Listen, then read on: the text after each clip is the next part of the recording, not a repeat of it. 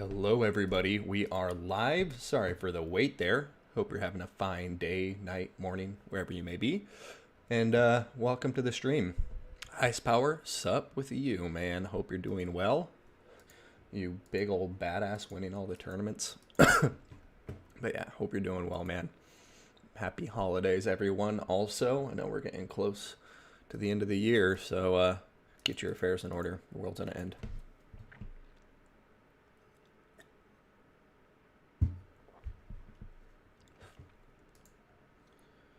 All right, so for my first picks, I have done, also, I guess I'll show my face on screen.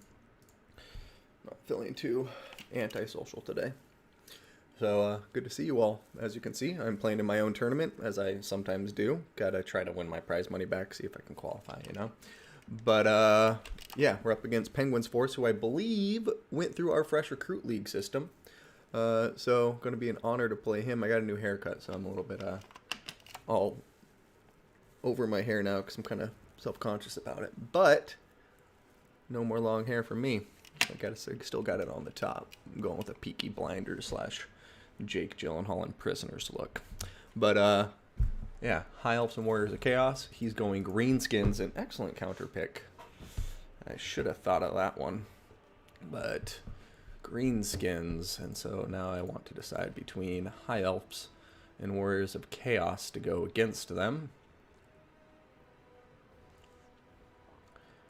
And I think I'm leaning towards the High Elves. But we'll see if we are going to regret that or not. Let me see here. What do we have for greenskin counter builds, if any? Okay. Let's see here.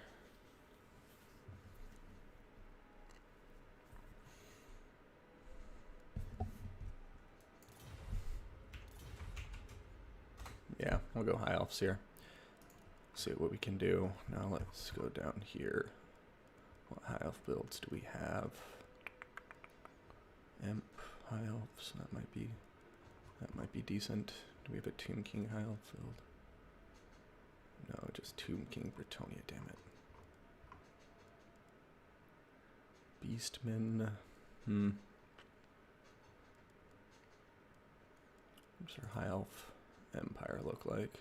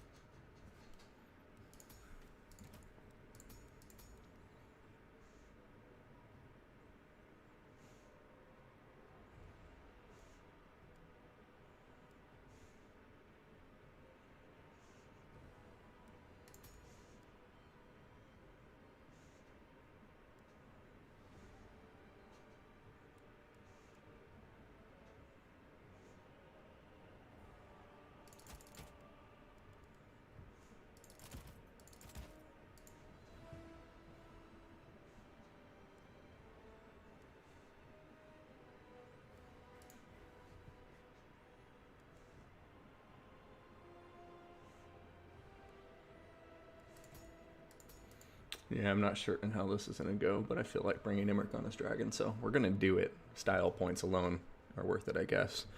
And then, what else do we got here?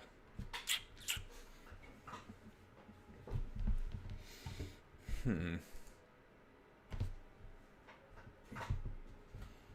about we skip you? Suppose that gives us enough for...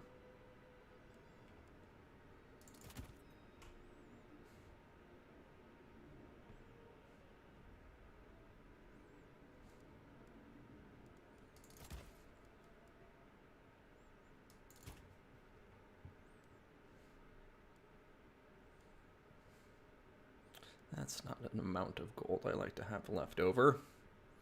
Damn!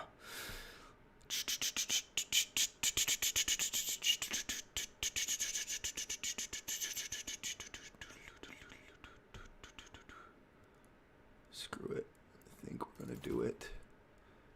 And we'll just start the battle. Stop overthinking it. Good luck. Have fun. Ready. Oh, also, I should save this as a green skin build for future reference. Green skin.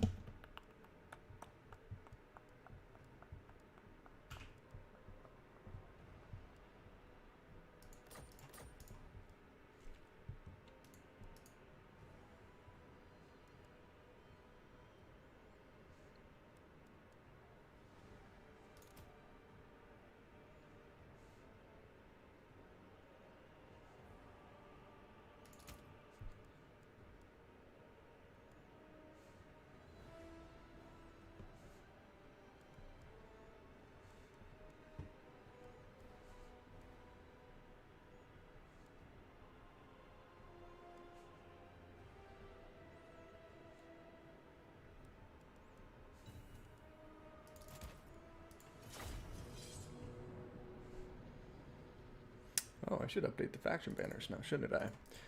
Got High Elves versus the Greenskins, not Chaos versus Dwarfs. Don't want to be confusing any of you lovely folks.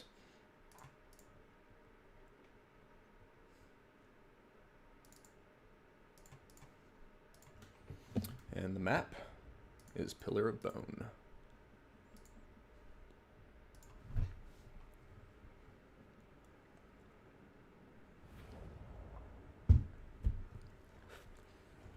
Good luck, have fun to my opponent, Penguin's Force. Ulf-One Mage. Dragon Princess, it shall be done.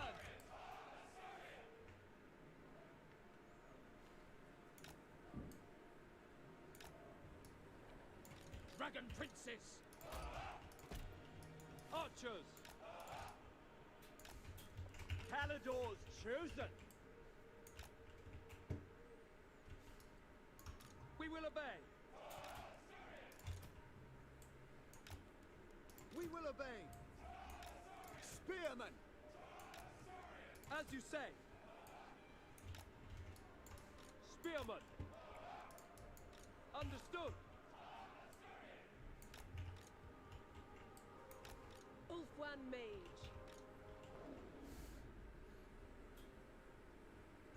For duty. Dragon Princess.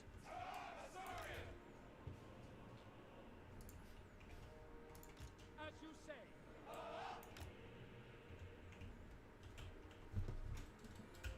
He's got a relatively small army too. And let's turn up our speed ever so slightly on the controls here, so we can move around a bit quicker.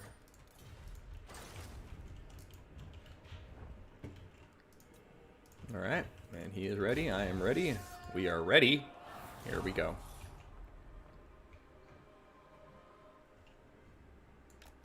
It is done. Dragon Prince. Prince Emmerich. In war's name.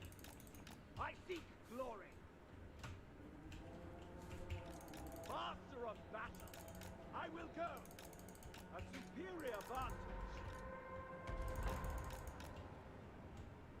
Dragon Princess. Following Etua. Taking position. Ulf-One Mage. Moving out.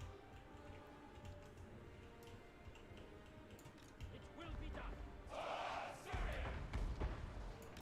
It will be done. My power is yours. Going abroad. Alright, let's just start pushing forward and having fun. Behold as I march. Yes. Crush them! Sent by the force. Forward. To war! Doom Divers! Dragon Princess. We will obey. Move! Going. Law sends me. I will claim it. I go then. Seeking the foe. Alright, just gotta play this patiently. No need to rush in. We have our arrows to work with and everything else. Crown Prince moving. They die! For order!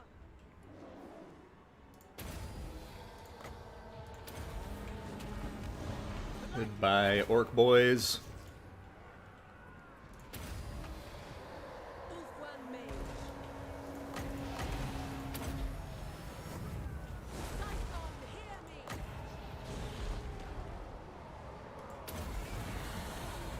Menlu. Alright, let's see if that dwellers below can't get some nice work done on top of all this infantry. And then we're gonna pull out. Making my way. Taking position. Behold as I march. I will go. Attack. Battle awaits. Thor sends me. Lafane. Crown Prince moving. I seek glory. It is done. To battle. Caledor's fury. Slay them. Going abroad. Forward. Seeking the foe. For order. Moving out. Ulfwan Mage. Following Ethua. Going. I go then. Okay, gotta keep them held up. Get out of here, Imric. Dragon Princess. Done with ease. Locating. I will claim it. Ulfwan Mage. Dragon Princess. Lawyer. Moving out. A superior vantage. Oh, Doomdiver Catapult, that's what's still on top of him right now. Cannot forget about that, damn it. Like I have been doing the entire time. Understood. Lawyer. I am magnificent. No, Mage. you. Agreed. Orders. Onward. Order. Serve the king. As you say. Alright, we're out of range now. Ulfwan Mage. Group up here. Glory be. You should have enough ones of magic burn Earthblood in just a little bit. It will be done. And in the meantime, we're just gonna We away. play it defensively. For duty. Orders received. Still got our cav. Moving out. The Dragon Tamer. Ulfwan Mage. One more wind of magic, baby. In the meantime, we can just rely on our archers for a little while. Illyrian Reavers. Death to all. Alright, caster. Winds of magic rise. Yes. Without fail. As you say. Acknowledge. It shall be done. Forward. Loyal. Seal.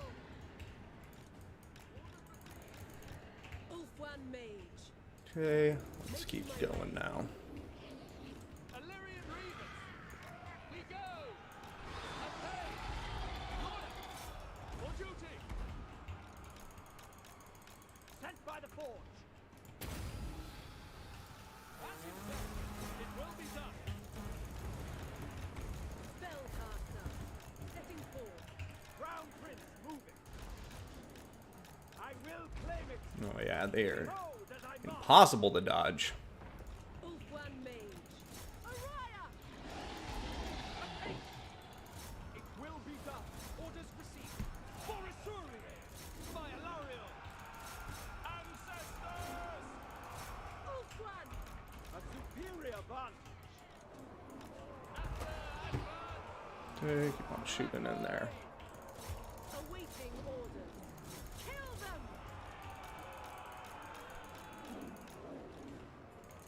For the king!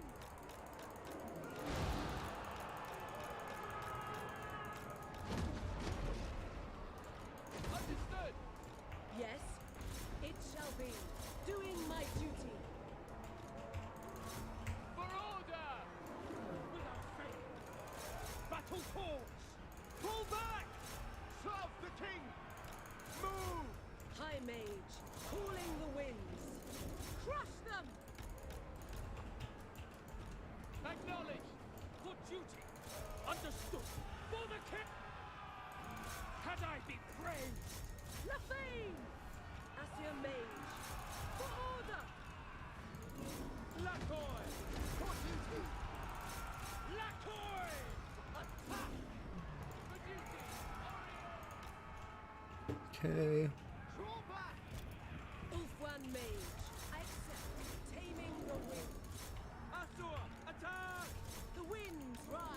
still got our chariots and our caster. That should be enough as long as we can kill off the rest of his damn infantry. Spearmen. He got his artillery shut down finally. He's almost out of ammunition with his missile cap, it seems. For the Evergreen. Just gotta keep people routing, regroup. We should be able to pull this back. Meantime, Wielder of the I wind. think the next big operation we have on our plate is figuring out how to regroup with Imric in the safest way possible. Okay, you're shattered now. You guys are off the map. Let's go chase these guys. Imric will regroup in that direction. That's where we're going to rendezvous over here on the west side of the map. Following Ethua. Archers. I'm going to watch out for Vindictive Glare. That might be enough to finish Imric off. Sent by the forge. We go.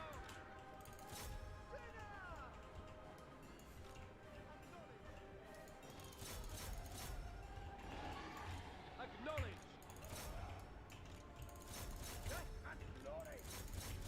Okay, we're going to be playing this super tight. This is super close. I just got really reckless with hey Romulan, good to see you, man. Got reckless with Imric there at the beginning, but I think we still have a chance to bring this back. Advance. Setting for.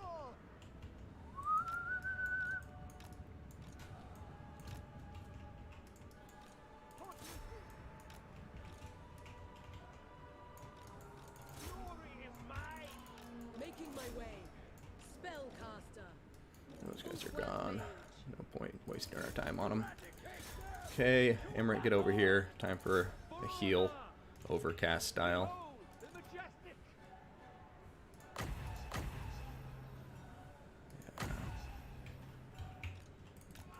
Locating.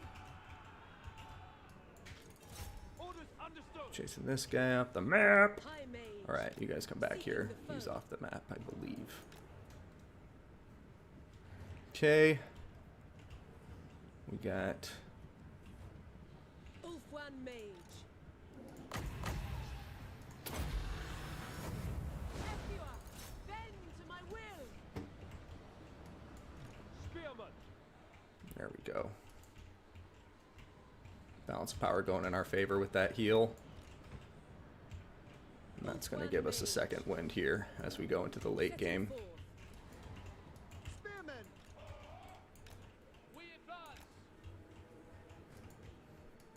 Orders received. Prince Imric. A glorious challenge.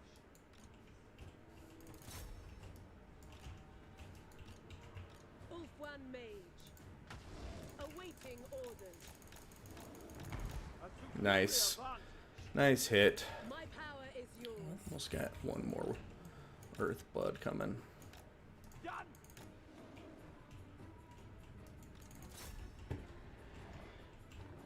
Alright, come on, infantry. Get up here. Quick, quick, quick, quick. Acknowledged.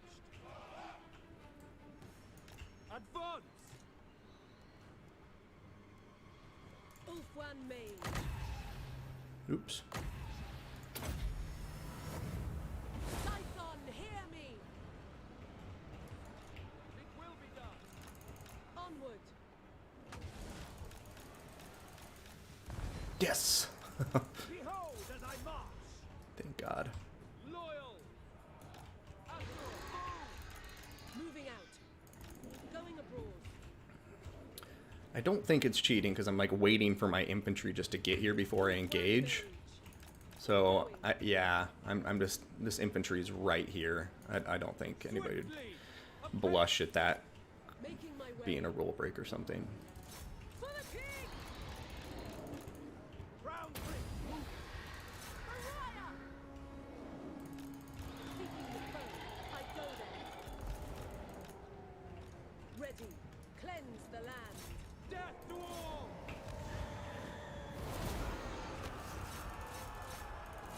Attack. He's going for Imric. Alpha Strike.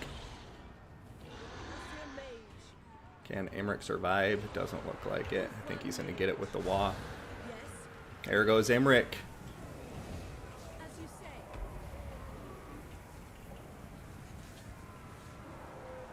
Ulfwan Mage. Loon's coming through now. That's doing some nice work on top of my spearmen. Orders. The winds rise. Mage. Awaiting orders. To war! Maintaining order. Ulfwan Mage. Nothing! At once. Asir Mage. We hit this goblin big night goblin war boss. Come on, kill him, kill him. Pull back! Okay, got him routing. Come on. There we go. Just route everybody. Crush them! Sweet. Come on going. My duty. For Asurion! Mage.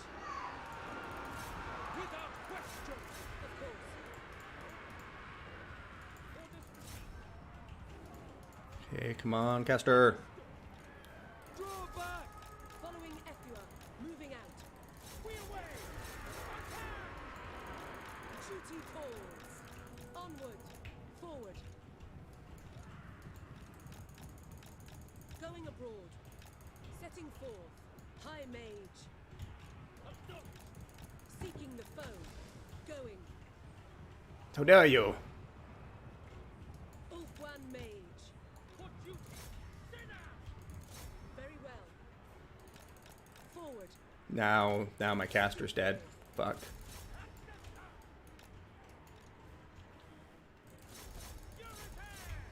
Ready. Yeah, GG, well played. Damn it, he got me there. Now I'm done. Now I'm done. Yeah, that was super close. It's a good one to start off. Yeah, the Bob is the stubborn one. I still have these archers, though, that I'm coming to regroup with. But I don't think it's going to be enough no matter how I slice it. Archers! Are we going to catch his caster, though? Come on, catch him.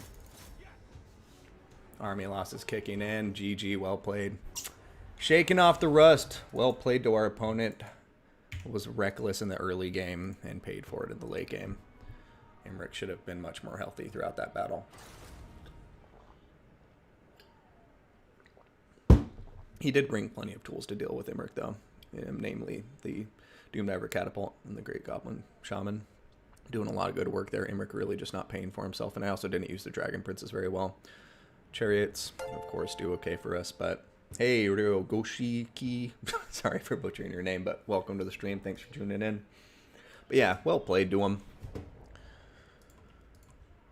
We'll get him next round. Close game, close game. I don't even think I have a problem with the army. I just need to play it better next time. It's the main thing. If there's anything different I might do. I'm trying to think. Hey, Trigger, thank you so much for the Prime sub, my friend. That is super kind of you. Appreciate the support. Hope you're enjoying the stream. Excuse me.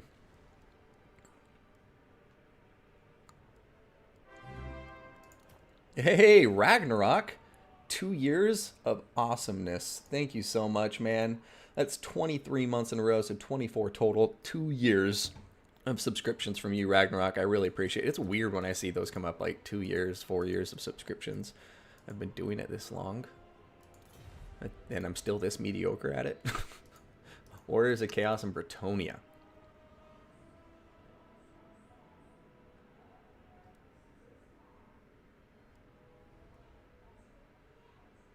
Yeah, it really did, though.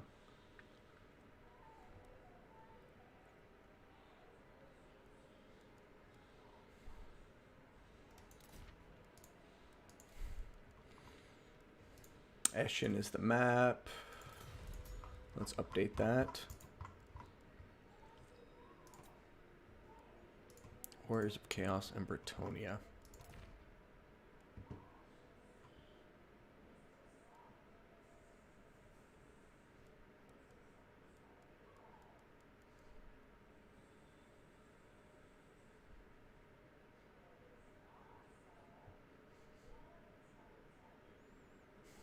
Go Beastmen. I'm not super big on Beastmen at the moment, to be honest.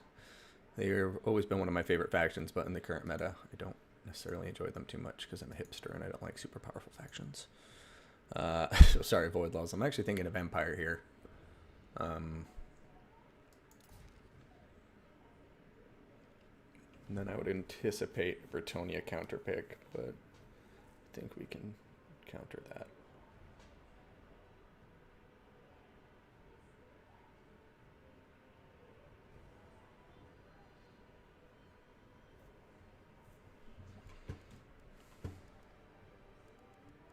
Yeah, because I got Empire, which I'd feel comfortable with. I got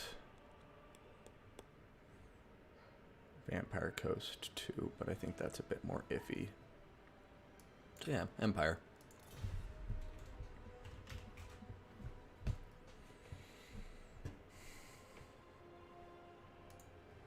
Play ogres. Really throw 'em for a loop. They'll never see it coming if I just bring a bunch of ogres. Behemoth. Yeah, the pandemic definitely helped it fly by Ragnarok. Time has been flying. I had a kid and a pandemic, so.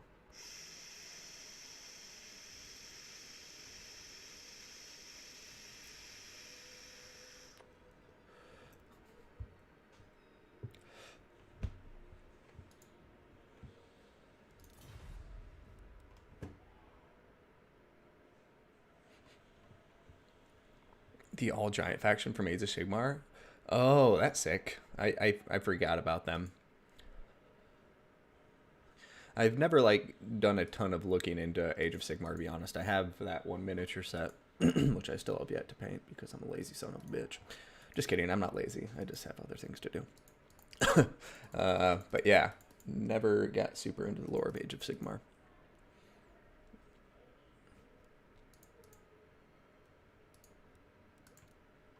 Alright, Warriors of Chaos. I was kind of hoping he'd pick that. So I think this is a fun matchup for both sides of it. Actually, let's switch up this army. Load up. Doosh. And then... Okay.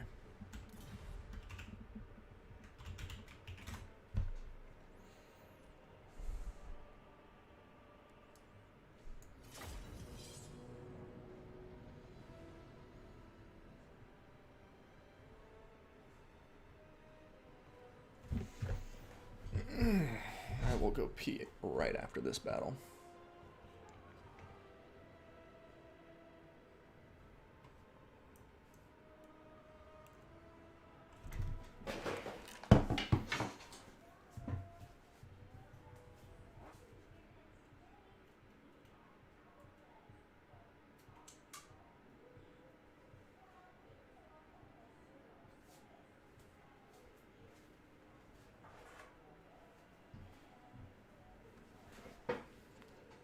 Actually, I'm going to go pee now before the battle. I'll be right back.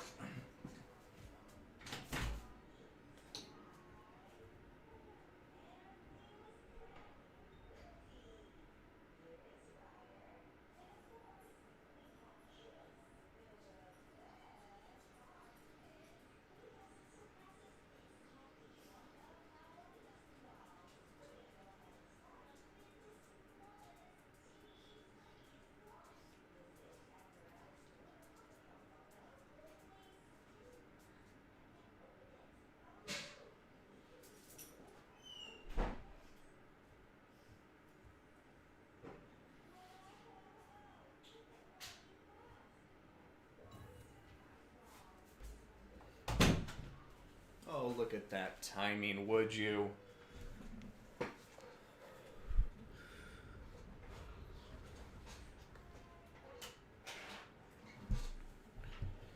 Alright, Eshin. Let's get to it, shall we? Blockers off. Penguin Force. Does not the Greenskins this time. He has the Warriors of Chaos. Keon versus Carl. For Ulfdorf! Ready! Alrighty. Carl France! Sigmar calls! Yes, General!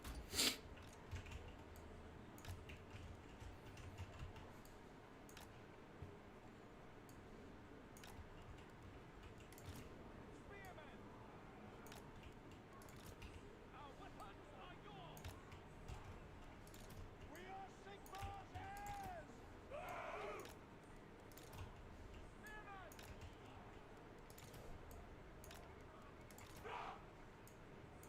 The Heldenhammer! Awaiting orders! By Ulrich's wrath! For Heldenhammer!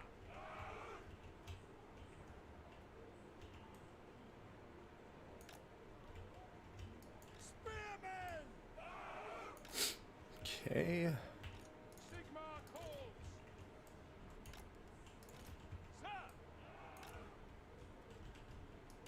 Sir!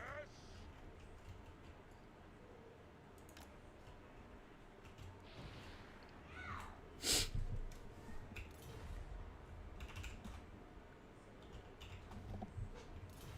Looking at the troop count. He's outnumbers just a bit. Hopefully we can outlast him.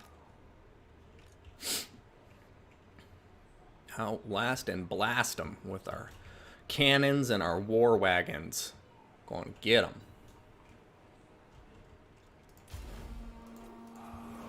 Sir! Move no lingering! To battle!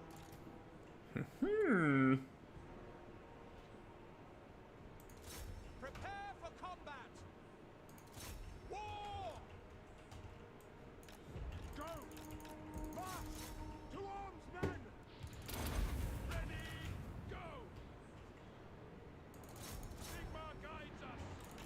At speed! Moving faster! Take position! Moving now! By Galmarad! Taking position! Formation! March! By Galmarad! Sigmar calls! For France! Yes, my lord! Quick march! Now! Quick march! We obey!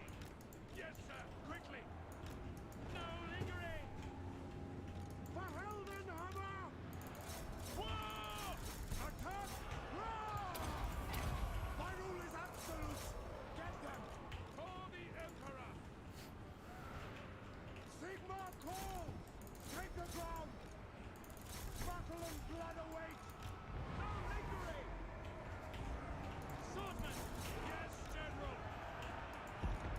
The ground quakes! Take the ground! Take the ground! Sigmar guides it! For the Emperor! For Heldenhammer! War! For the Twin Tail! Take position! Attack! Yes, sir! Quickly! Heading out! To battle! Moving now! See to it! War! This is my command!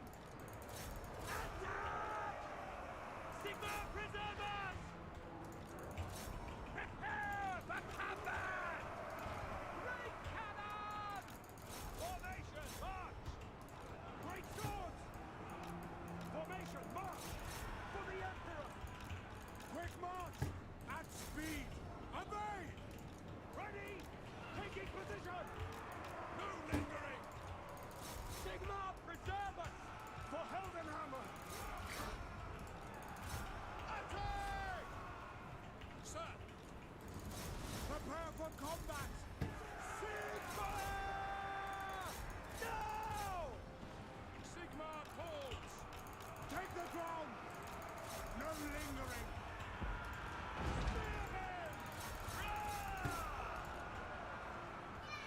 Is his caster dead? I've just not been paying attention to it. Very well! That's an order! For the Emperor! We obey!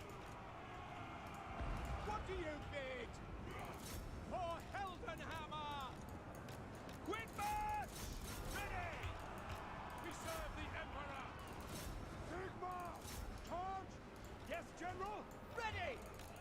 Formation. March. Great swords, come over here and clean up these Forsaken for us. Not Forsaken, what are they called? Are they called Forsaken?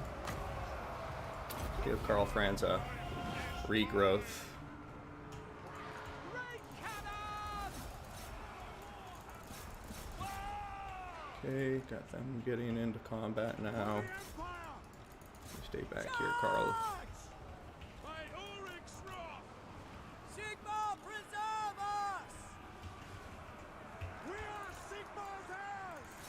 Fight for Brad! Judge. Go. Ah! My rule is absolute. Ignore Sigvald until the very end. On way. Obey. For the Emperor. Brad. The Empire. Power of life. Let's go. Prepare for combat. Charge! Yes, General! In the name of the twin-tailed comet. Get them. It shall be. Moving now! Yes, sir! Ulrich's wrath on them. For Helden. Come on, Terror, kick in. I will not stand idle for the Warhammer. Get them. No. That's an order. There we go. Stay together. Stay in it. There we go. Combat. Get these fools routing. Sigmar calls! Prepare for combat! Okay, you come over here. Yes, General. You come into here. You can turn around and fight them. There we go. Got them on the run. You turn around and fight them. Sure, you can join in. Why the hell not? No! I need that. Sweet. Got the war wagons with the heal finally. Moving faster. Charge. To arms, men. Withdraw. For Galvaraz. For the Warhammer. Fight them. See to it. This is my command. Charge. War. For Storm Splitter. Yes, General. Go. Battle wizards. Death.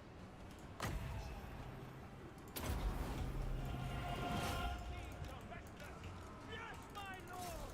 We are Sigmar now. Sigmar. Withdraw.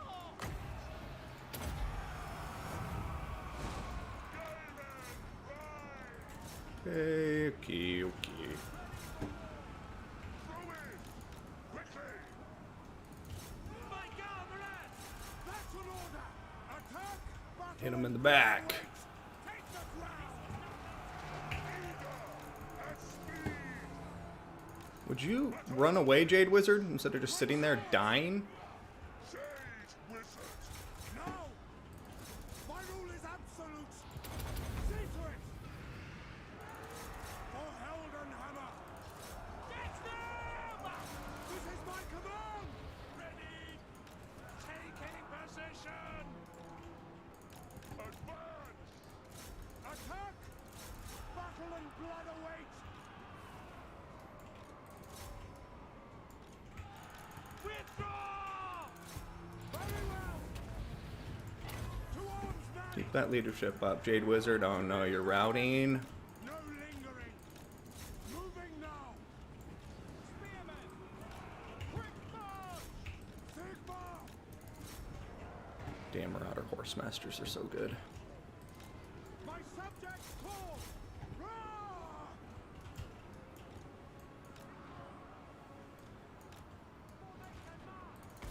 Get them. Yes. Obey. The Empire endures. What? Charge. This is my command. Moving now. Prepare for combat.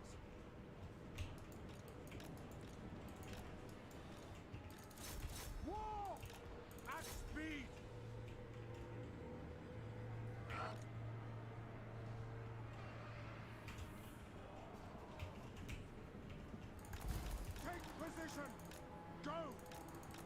Formation, march! War! To battle! Ay, ay, ay. Fucking A. For the Emperor! Quick march! Once again, he's just out microing me, I guess. Moving faster! So we have another game where he's just gonna have a lord to stay alive, and I'm not gonna be able to kill him. And he killed my caster, so shit. My rule is absolute! Ready for war! For old Yeah, dude. Fuck. He got us. Like, how to... Fuck. Take the ground! I need to kill off his stupid horseman, but once again, he's just playing his skirmish cap very, very well, so it's very difficult for me to deal with. Go!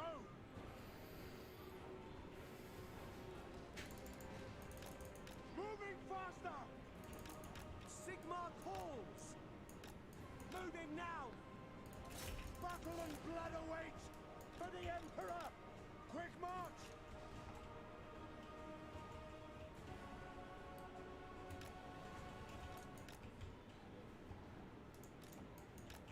Quickly! We are Sigmar's heirs! Call France! Very well! Obey! Ready!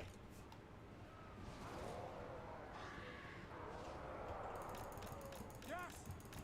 Seeking Keep on firing in there. no lingering! Charge! Go! That's an order! Take position! Sir! Yes, General! Charge! See to it! I will not stand idle! For Heldenhammer! Sigmar calls! Take the ground! Moving out! At speed! Quick march! Moving faster! To arms, men! No lingering! To battle! Formation! March!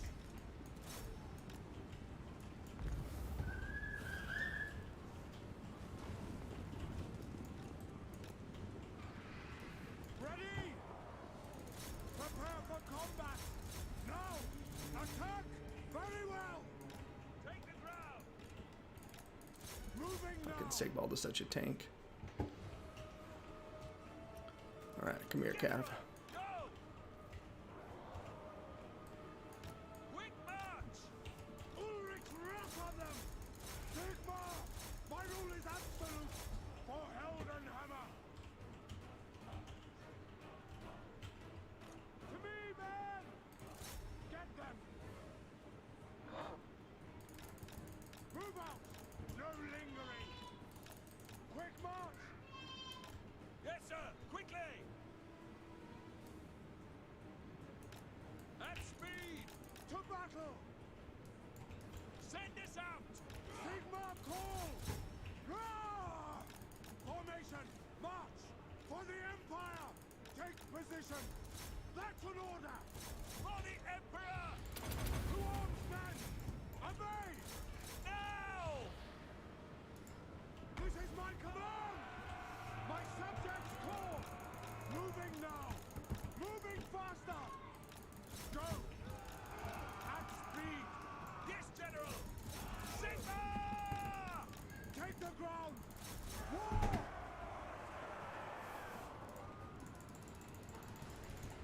Call France! The Empire endures! Come on, terror!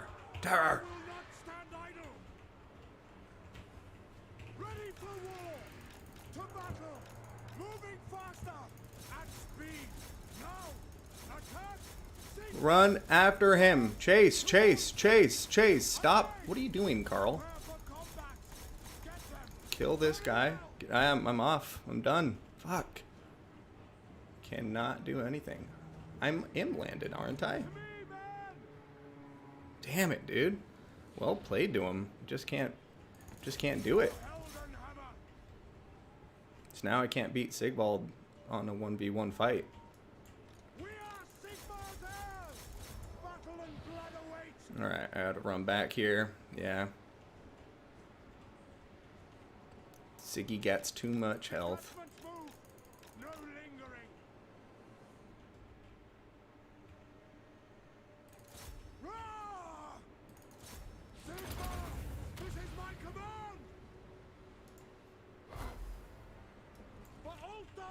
And does he just not fall over ever? Because, like, what the fuck is that? Can anybody let me know why he can't get knocked over? He's a Foot Lord who doesn't get knocked over by Deathclaw, the most legendary griffin known to mankind? What? That's an order! For Heldenhammer! Prepare for combat! For Heldenhammer! Attack! See to it! GG, well played.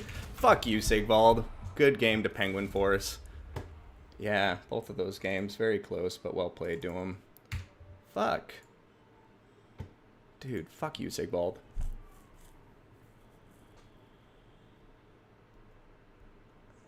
Yeah, no, Garl Mraz. Does he has charge defense? Why is he such a fucking loser? I hate you, Sigvald. Sigvald is such a little punk-ass bitch. 3,000 value? Fuck you. Like, if there's one lord to remove from the game, fucking kill Sigvald. He's such a little bitch. I hate you, Sigvald. Can anybody tell I'm salty about Sigvald? Because like, I just hate when matches come down to, like, the entire army is dead and Sigvald fucking carries it. God damn it. That is so infuriating. Like, what the fuck?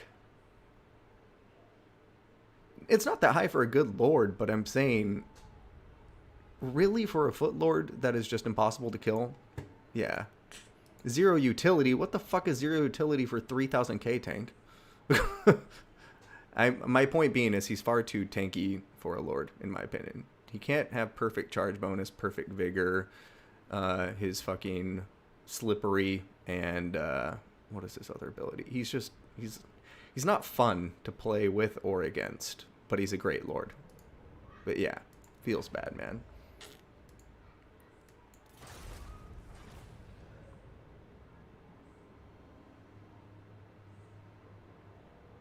Unlike you, Terror and Roomfang. Yeah, the difference being, like, at least Karl Franz feels like a legendary lord. He's expensive as hell as well. Much more expensive than Sigvald, unless I'm lying out my ass. I'll go check right now. Like, I get it. He doesn't have the utility, but I don't know. It doesn't feel right, man. Because I guess I should have just been shooting him with my cannon the whole game. Yeah, so my fault. But it's just like he's so tanky that you usually end up losing the game if you don't focus everything around him. But then, even if you kill everything around him, you still lose. But also, he outplayed me, so I can't be, like, don't want to take away from Penguin Forces. He was just better than me. So, point being, what was I doing? Karl Franz, okay. Throw Karl Franz on top of his loadout, 2,700. How much is Sigvald? So 2,704. I actually thought Karl was more expensive than that, to be honest.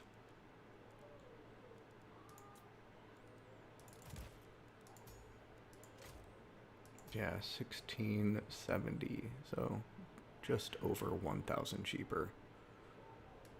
That's assuming he brings Heroic Killing Blow, because really all he needs are these two, Standard Die and Slippery. He's got Perfect Vigor, Immune to Psychology, Auric Armor. Yeah, I don't know. I kind of just hate him. But anyways, let's go watch some battles for some good players, unlike myself.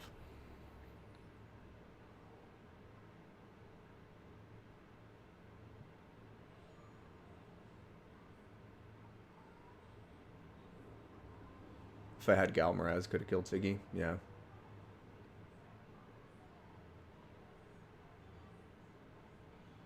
Yeah, he's very strong. For the cost, I think he's... Let me know if there's a better tank lord out there, guys. I can't think of a better tank lord than Sigvald at the moment.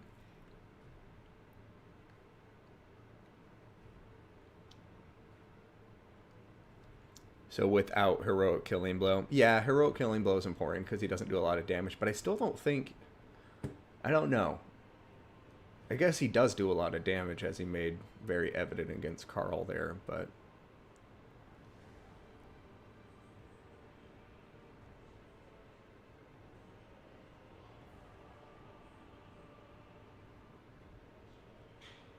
Yeah. I don't think he's too cheap. I think he's needs a slight debuff. to his abilities. Like, I think Perfect Vigor needs to go away, and then I think Sigvald's honestly fine. If Sigvald didn't have Perfect Vigor, I think it would fix everything. Is that fair? Would you agree with that, Tink? Grom, Sisters, White Lizard. The Sisters of Twilight are better tanks? What?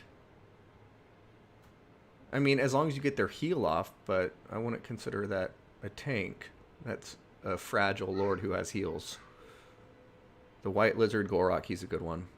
All Dwarf Lords. All Dwarf Lords and Gorok are not even close to as strong as Sigvald. What are you talking about, Romulan? None of them have regen. None of them have immune to psychology. Oh, some of the Dwarf Lords do. Yeah, I disagree with that. Hell yeah. Haddendans, hold it. I'm coming over right now. Haddendans and Slade X. I do think I'm just cursed to never win a battle in my tournaments. I have no idea why I can win battles in End League and not here.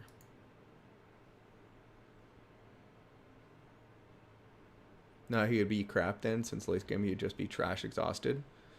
I mean, I don't think that's such a bad thing.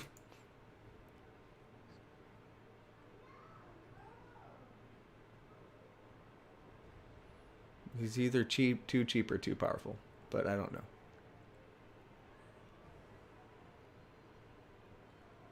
That's what I just did, Tank.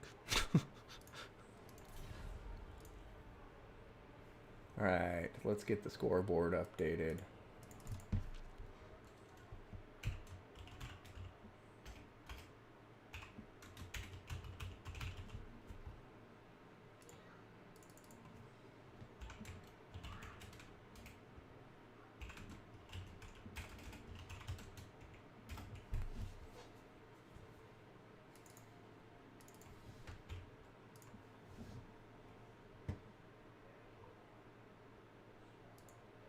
Should have played Imric. I did play Imric and I lost with him Black Knight against Greenskins. In like pretty much the exact same late game scenario.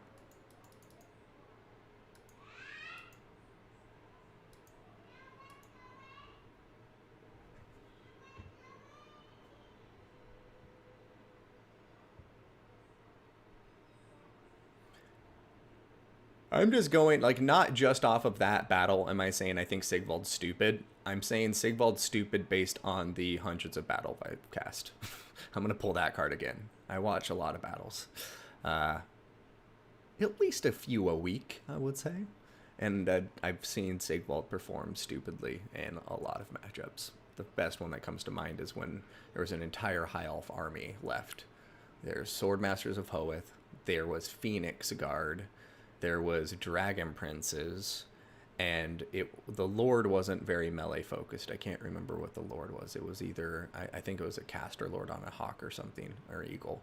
And Sigvald, like, it literally took 5 minutes in the late game of just Sigvald killing everything in the High Elf army until they barely won with the continuous cycle charging of the Hawk. But everything in the High Elf army died, and it was an insane amount of like good troops, not just like shit. And Sigvald just sat there and cut through every single one of them. And the player was playing it right. He was sending them in like, little by little, keeping them surrounded, but not having everybody engaged at once. It was, I don't know. It was very frustrating to watch.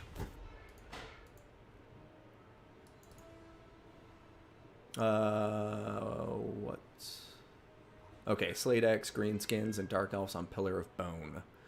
Hanedins still looking like he's trying to decide what to bring. And to be blunt, the problem was I needed more Doom Wheels. Absolutely, Romulan dog. Never enough of them.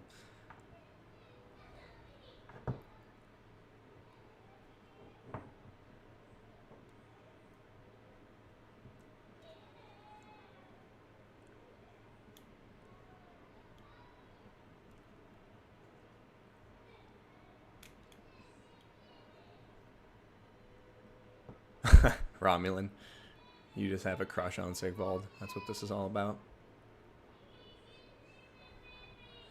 I mean, I definitely if I'm looking at myself in hindsight, which is the only productive thing you can do, guys, remember, it's always about most productive to think about what was in your control. What was in my control is after I killed the Firecaster, I honestly should have been shooting Sigvald with the cannon. And then I should have been actively cycle charging Sigvald while he was in combat with my front lines, and using Carl to try to get the big hits down on top of him while he was preoccupied. I also needed to prioritize my war wagon fire better in terms of which units I was trying to eliminate. I think I was a little bit haphazard in my targeting there. So there was definitely a lot of areas for improvement there. I think the reason those two games got me, especially the last one, is because it was like both of them, I felt like I had won it at a certain point, and then he came back and won it. And I have to give Penguin Vorse all the credit in the world there. He played it very, very well. So well played to him. And honestly, I have to be proud. He was in the Fresh Recruit League at some point based on my history of chat with him in Discord. I see we were talking about Fresh Recruit League. So, you know, always happy to see those guys grow up and beat the shit out of me. But yeah, so he definitely earned those victories, no doubt about it, and I have my personal feelings about Sigvald, but that's not to take away from his playstyle or his deserving of that victory. So enough of that talk, let's get to this, and it's going to be Norska versus Dark Elves. What in the world happened, guys? Is he on crack? Norska being brought into an actual competitive battle. Don't see that often at the moment, as Norska, by most players, and especially based on the survey that went out recently, Norska is the worst multiplayer faction. So, but let's go ahead and see if ODM Hanadins can take it to XMT Slate X and show us here in the chat that the Norskins still got it. All right, now going to the battlefield here. Let us slow down that camera speed again, because, hey, we're here just to get some buttery, smooth cinematic experiences now. So starting with our blue player who has brought the Norskins, we got two Feral Manticores up in the air.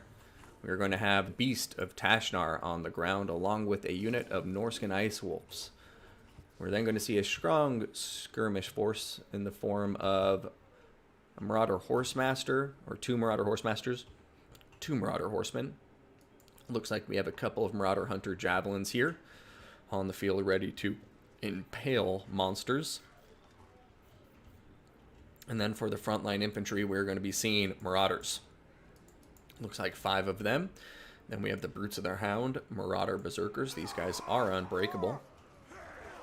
Then we're going to be looking at a Bray Shaman of Fire. He's got Burning Head and Kindle Flame. And then we have a Bray Shaman of Death with Spirit Leech. Leading this army, we do have Wulfric the Wanderer. Looks like he's going to be riding his horse into battle.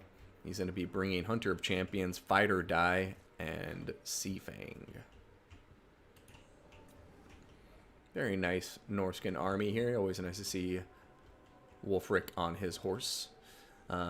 Over here, we do have the Dark Elves in red, though, being led by XMT Slate X. Dark Riders. We're going to have Sisters of Slaughter for the front line. Looks like 3 of them. Backed up by 3 Witch Elves. Or, sorry, 4 Sisters of Slaughter, 3 Witch Elves.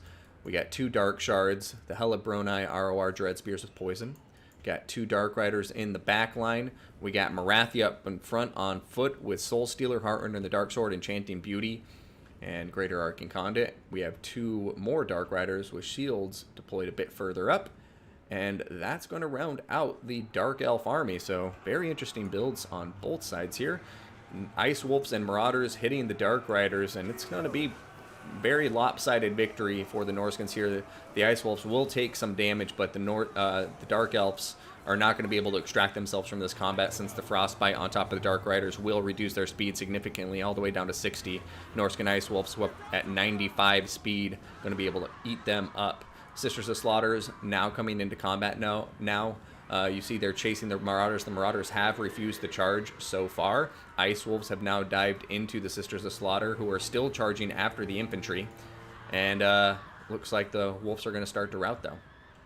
Coming back here to the frontline engagements and the Norskan right flank, we are going to see, looks like a lot of trades going over here. Everybody just getting into the thick of the fight, going crazy. I see a Seafang coming down here.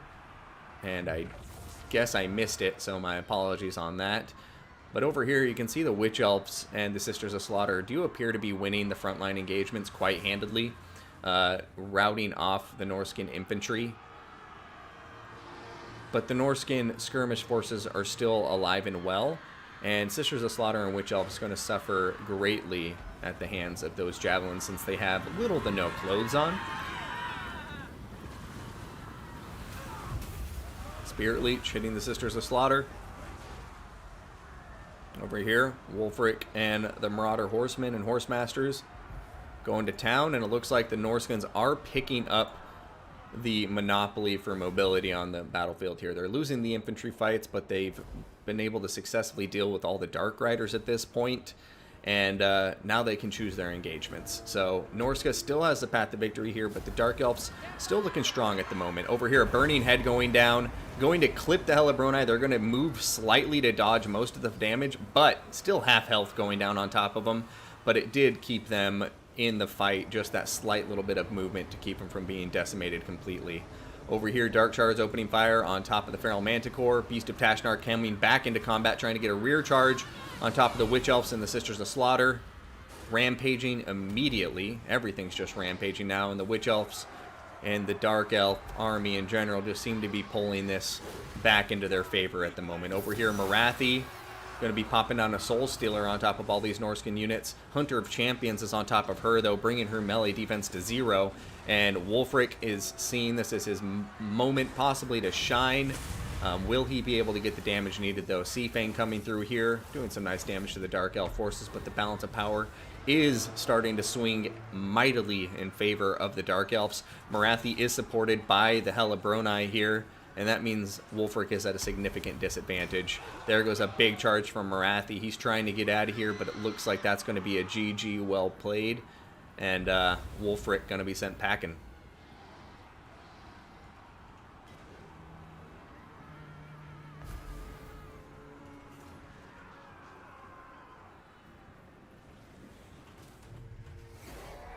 Yeah, Marathi's another very, very strong Lord tank. That's a Lord I think could use a bit of a debuff. It's just her AoE debuffs on top of what she does are just pretty insane. Enchanting Beauty and Heartrender and the Dark Sword together are significant debuffs. So, yeah, that plus Soul Stealer. Hey, that's what people didn't realize. Like, if William Wallace had his army dress up in bikinis instead of kilts, in the movie, of course, because we all know William Wallace didn't wear a kilt. They didn't come till hundreds of years later. But then they would have won the fight, is the point I'm making. Bikini frontline wins every day. Also get your women involved in the fighting, apparently. You know, make sure they're very crazy sexual fiends, and give them bikinis with lots of sharp objects, and they will lead you to victory. But on a serious note, this is a clever build. I like it. Kind of built to just saw through chaff and rampage any large units like mammoths and so forth, so the Dark Shards could win the day. I do think the Dark Rider play left a bit wanting for me, but overall, in the end, it was the frontline killing power that was going to win the day for the Dark Elves, and he did that quite successfully. So the Marauder's just getting buzzsawed. It was an absolute meat grinder for all of this Norskan frontline. If the Norskans had gone like a full Marauder Berserker frontline, I think this could have backfired for the Dark Elves potentially. I'm not sure how much better Marauder Berserkers perform against Witch Elves and Sisters of Slaughter, but I do know they're cheaper, and I think would probably have done much better than Marauders in that fight. But beautiful, beautiful game to both of these players. Let's update the scoreboard, get back here, and see what they pick next.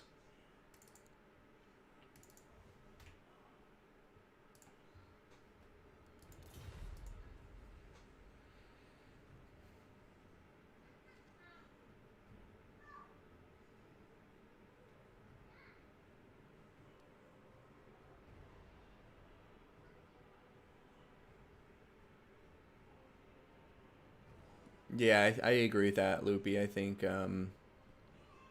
it would have worked out a lot better if the Norskans had tried to kite for a while.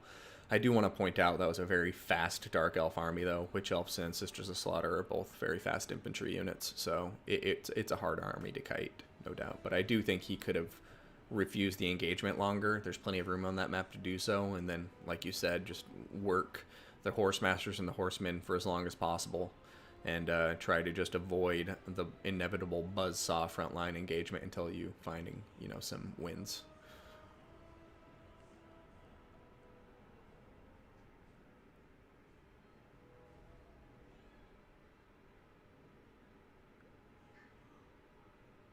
I mean, I think if you, as soon as you're on the battlefield, if you see it happening and you start running away, it would at least buy you a bit more time. But I don't know, maybe I'm wrong there. I'm not an expert at Dark Elves or Norska.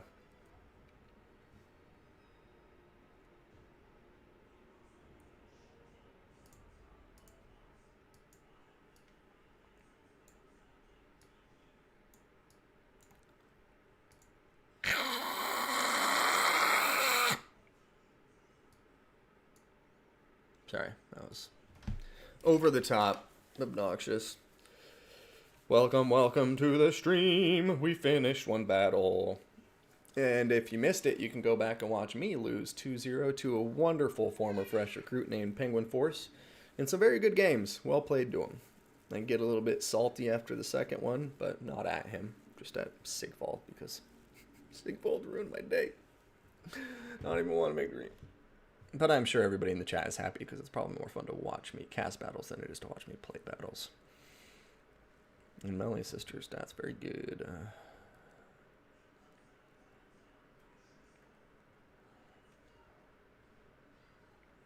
Yeah, that's a pretty big difference, but depending on the starting difference in distance, you can still make some, you know, get some distance between you a bit more. Everything tastes better with salt. Alright, looks like we have Beastmen versus Greenskins. Wow.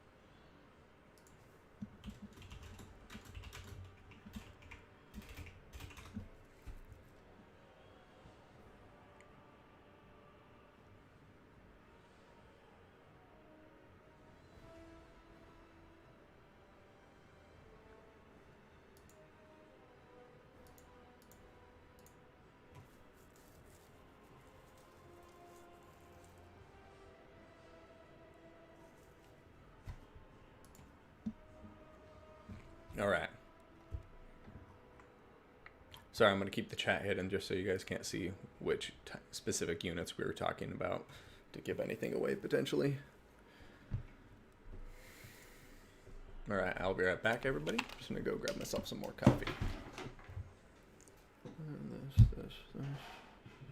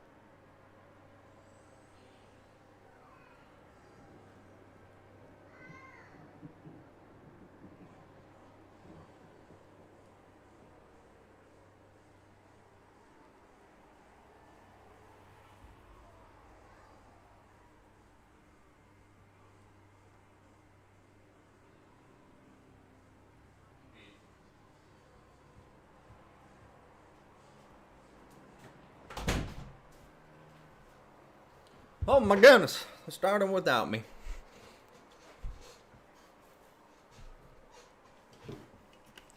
Alright, let's get to it. Video capture and army blocker are off the screen. And welcome to the battlefield, ladies and gentlemen. Here we have the Greenskins being led by XMT Slate X, leading 1-0 at the moment on his match point. In this army, we're going to be seeing the unit he was asking about, Squigs and Squig Hoppers. Looks like we got 4 units of these beautiful Squigs on the battlefield. We're also going to be looking at 1, 2, 3, 4 Goblins, the 8-Peak Loonies, Mogrim's Magi Marauders, backed up by Forest Goblin Spider Riders, 2 Stone Trolls. We've got a Night Goblin Shaman here, Vindictive Glare and Itchy Nuisance. And then we have Grom the Punch with the Lucky Banner. Or no, Language of the Boys and the Great One is here. Now for the Beastmen, Ungor Spearman Herd going to make up the front line. Looks like we have 5 of them. Then we're going to have 3 Centaurs with Throwing Axes, 3 regular Centaurs, 2 Feral Manticores. Looks like we got ourselves a couple of Tuskor Chariots as well. And then we're going to have a Bray Shaman of Wild on a Tuskor Chariot, Jagged Dagger, and Traderkin. Torox the Brass Bull also going to be on the field of battle. Brass Body, Rune Tortured Axers, and his other regular loadout. Now we're also going to have a healthy force of Night Goblin Squig Hoppers coming in from the flank and going strong. So the front lines have engaged. Squigs, Goblins, everything diving into combat. There goes an Itchy Nuisance on top of the right flank engagement for the Greenskins, and now the Night Goblin Squig Hoppers are coming in to play. They are piling into combat here, and we will see if it pays off. I think this might have been a bit of a blobbed up engagement for the Greenskins over here. We will see if they can pull it off or not. But right now, looks like the Beastmen may be in a pretty good position. They have a good lead in the balance of power, but there is a break in the center for the Beastmen, and we're going to be seeing some Greenskin units pouring through.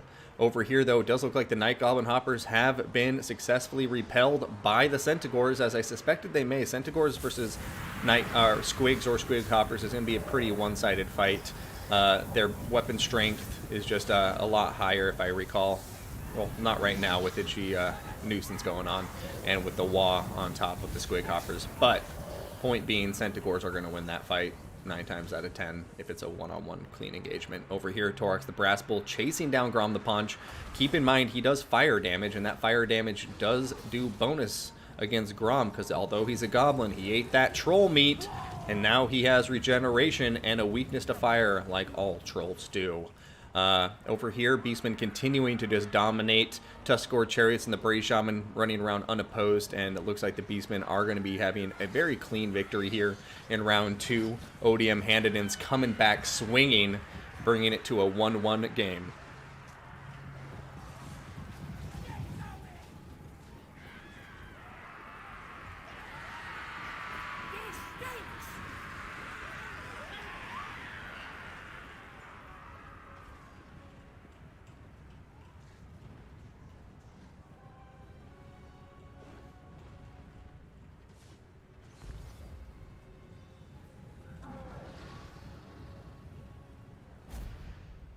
Alright, GG, and well played.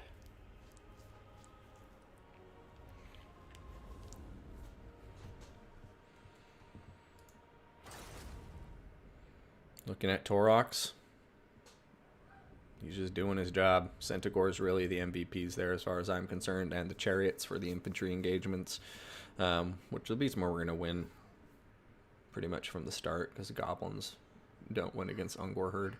But the Squig Hopper play, man after our hearts.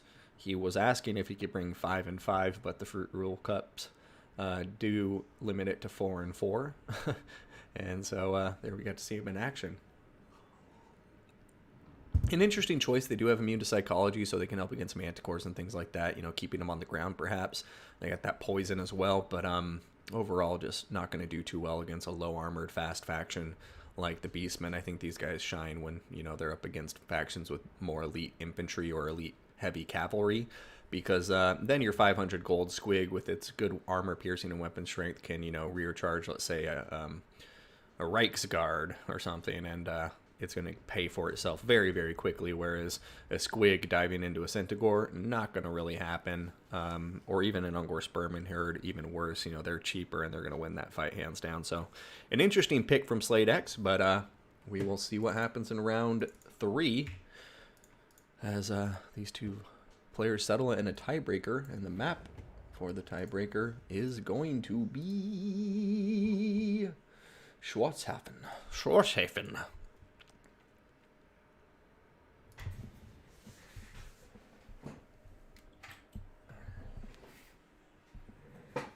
Okay.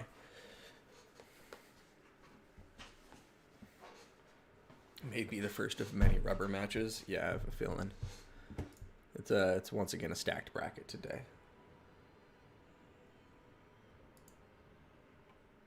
Just so you guys can see the bracket, let's go ahead and cover that really quick while these players get ready. As we can see here, we got Charix defeating Jellyfish. He's up here playing Chosen of the Norns, a Bay CNR from Clan Han. And then we have Cypher and Francis. Francis defeating Cypher 2-1, going up to face the opponent who beat me, Penguin's Force. So they're fighting right now too.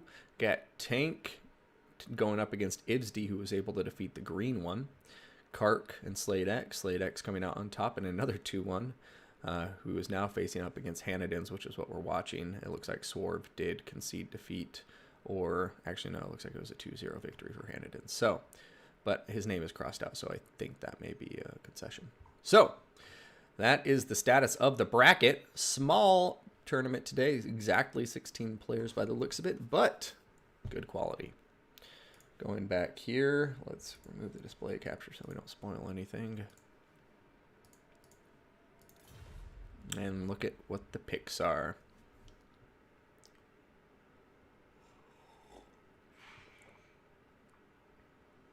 Yeah, winner picks.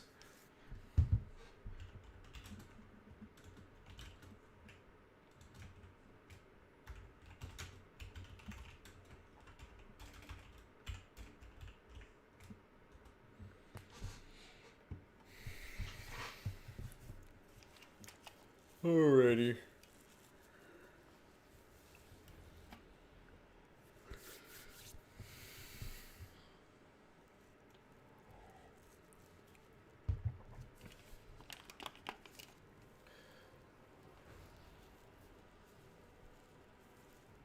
Okay, so Schwarzhafen is the map. Big open map, minimal forest. I think there's like maybe 2 spots on the map you could potentially hide a unit or 2. But yeah.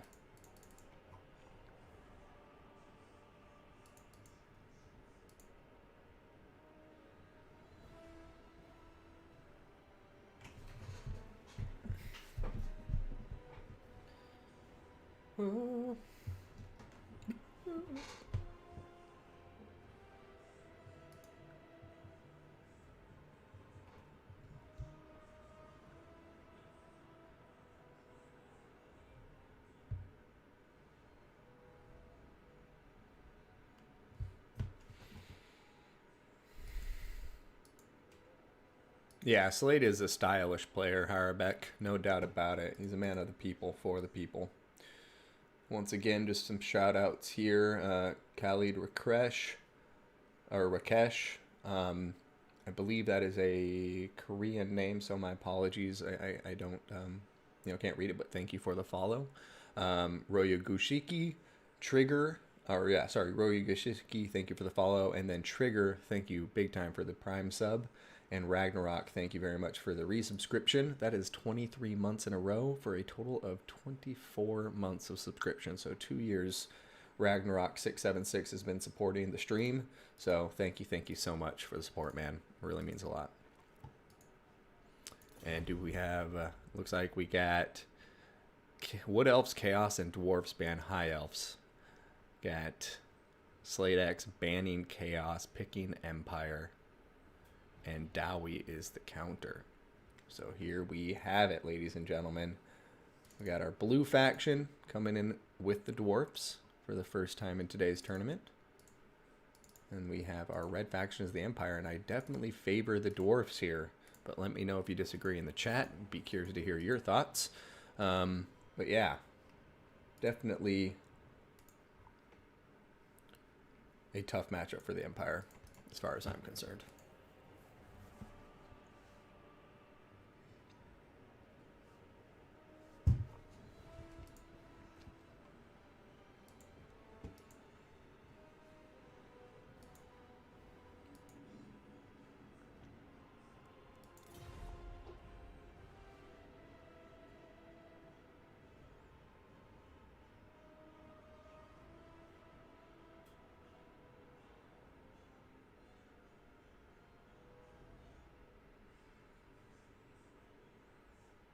Hey mate, how you doing? Trick or treat? I would like a treat, and that treat could be a follower subscription. Oh god, that was cringy. I shouldn't do that. I shouldn't be so pathetic as to beg for subs. I'm starving. My daughter is starving. Subscribe now so I can take that money and pay random strangers with it who play Warhammer and feed my starving child. Hanniden's signaling that he is ready to go. Sladex also just confirmed he is ready to go. So here we go, chat. I'm going to take my ugly mug off the screen, and I'll see you on the battlefield. Pink Pony Knight, thank you for the subscription. I will feed my daughter tonight. Gandalf is so happy with you. Thank you, thank you, thank you, my friend. Oh, is this not Halloween? Anyway, next week you'll celebrate Christmas here. Very nice, man. Well, Merry Christmas to you. Oh, Hanniden's was ready. Did he step away?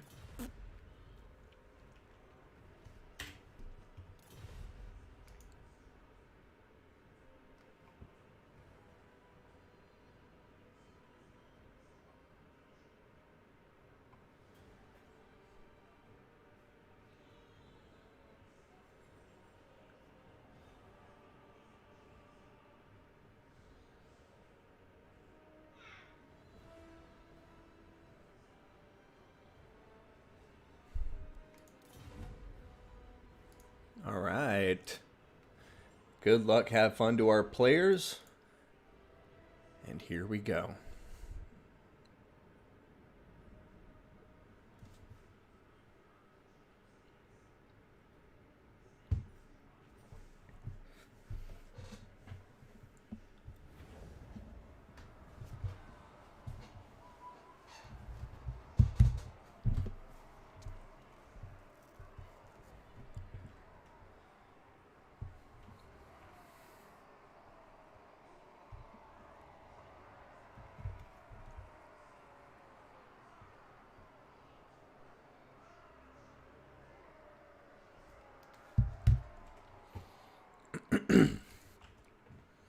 All right, ladies and gentlemen.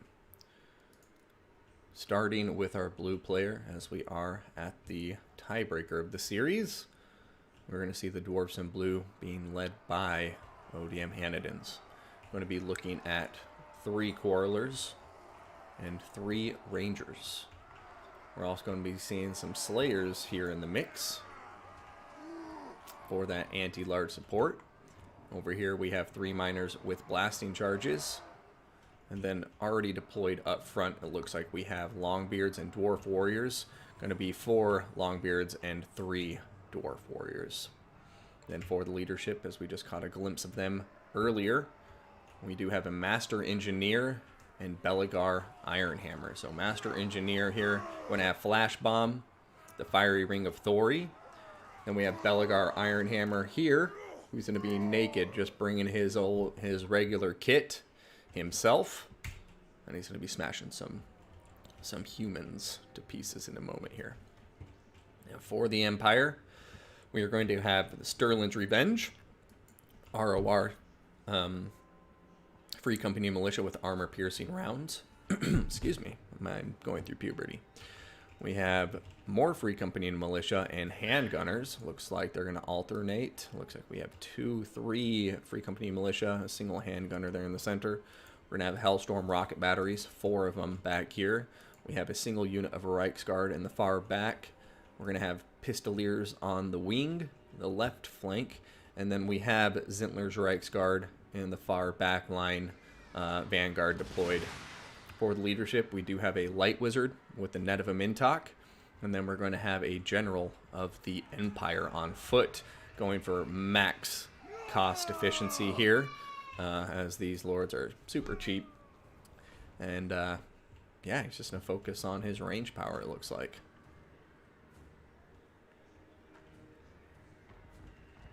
Hellstorm rocket batteries just unleashing fury. So far not getting the best damage though. Looks like the Empire is coming up short on the damage they're going to need to be getting with that artillery to make sure it pays for itself. You can see over here there are Pistoliers coming into combat right now, into the Quarrelers. Slayers are going to turn around to engage them, while the other Pistoliers just start opening fire on them and are getting some good damage. Pistoliers against Slayers is a very interesting pick. I like that quite a lot. Over here, Net of a Mintok is going to be going down, overcast on top of all these dwarf units in the center.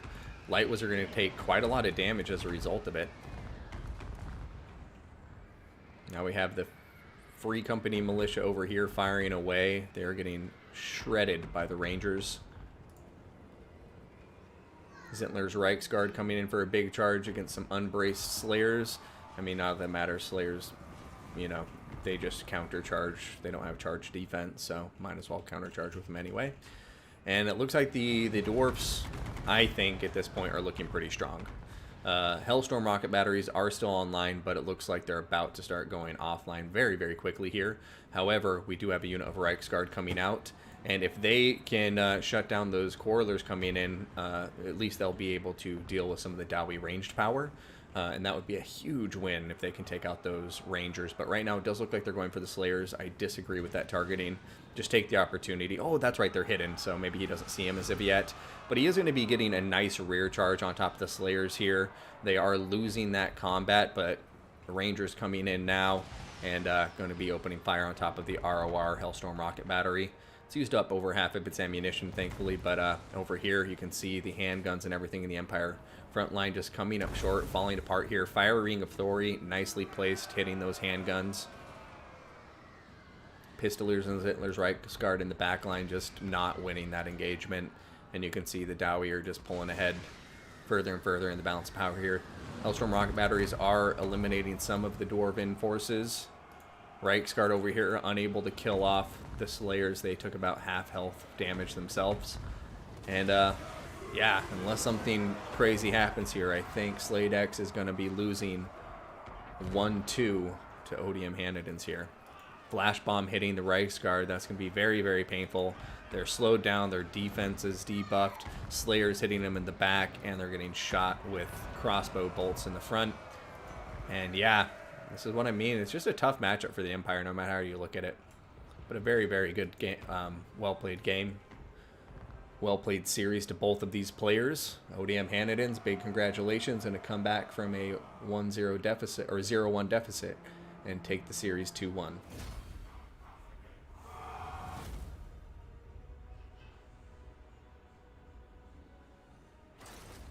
Slade keeps it weird, no doubt about it. Man of the people. The weird people.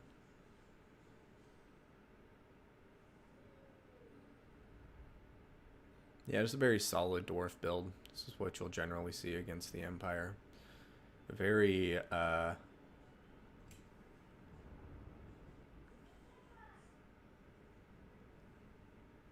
what's the word I'm looking for? Atypical army. It's very interesting. I mean, I like it, but Hellstorm rocket battery is always a gambit. This really plays well if your Dowie opponent is trying to play a defensive army. Like if they have a cannon or something they're trying to sit on, then this play can work out well. But if the Dowie are rushing you, it's really difficult to keep them at bay. So, GG, well played to both of these players. And let's go see what match we can find next.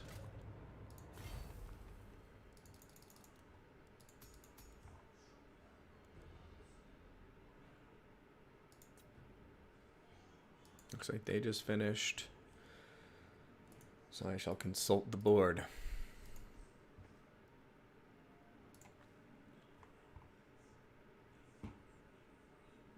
Alright. Francis, Penguin Force Tank, Libsd will go on to face Hanadins, whoever wins between those two. So let's go see if we can't catch. So that game is in play, which is the tank versus Libsd. And so we gotta look for CNR and Charix, which I think just ended because I saw them in lobby together and one of them just left. Or EC Francis and Penguin Force.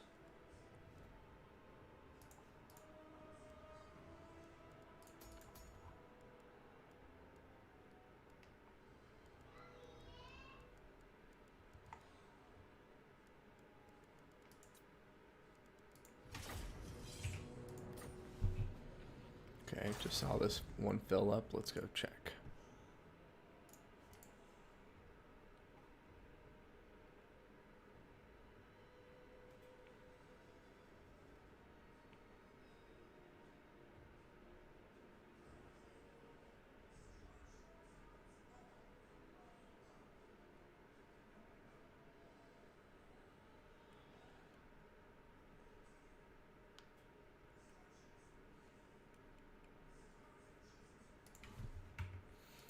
Oh no.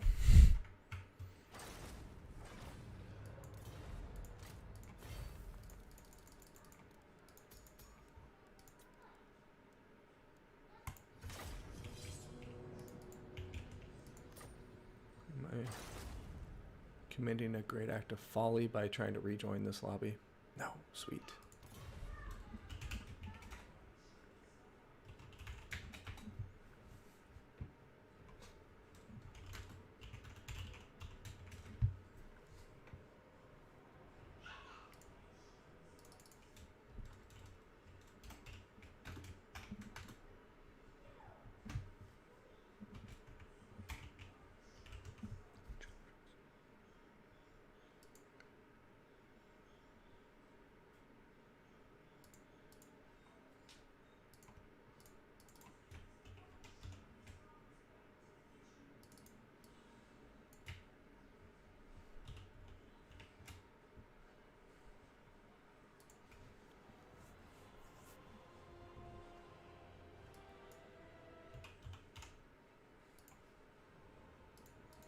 Lizardmen mirror 1-0 for Charix. Alright, let's go ahead and update the scoreboard.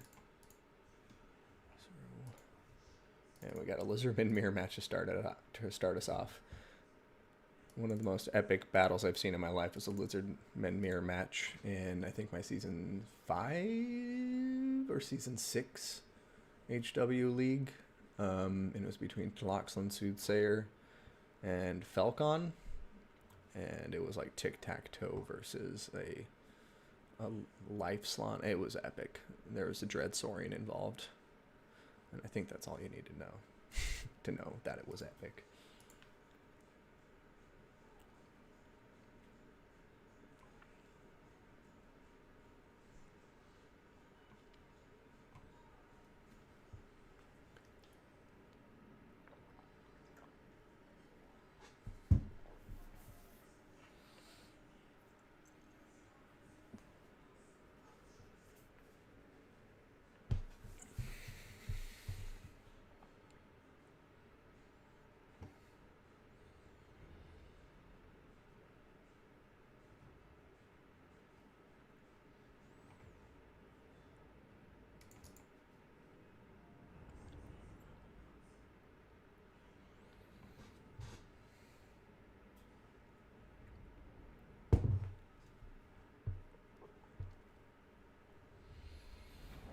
Alright, ladies and gentlemen, here we are loading into the map now, which is Eschen.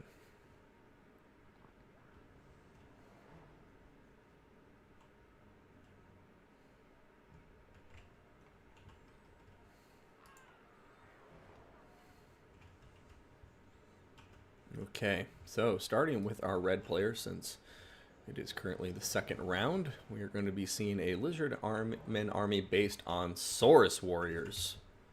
I like this. I'm hoping we have like a Saurus versus Skink dynamic here. Looks like Saurus Warriors with shields. We will have 4 of them. Then we're going to have 3 Temple Guard also. One of these Temple Guard will be the Star Chamber Guardians, so they do have magic attacks. And pretty badass looking halberds to boot.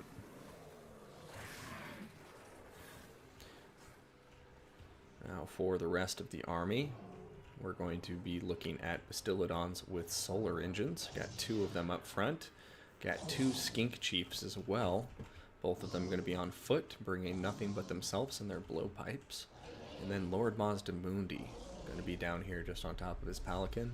Going to be bringing the Ruination of Cities, Banishment, Shield of the Old Ones, Apotheosis, and Curse of the Midnight Wind, along with Harmonic Convergence and Net of Amintok.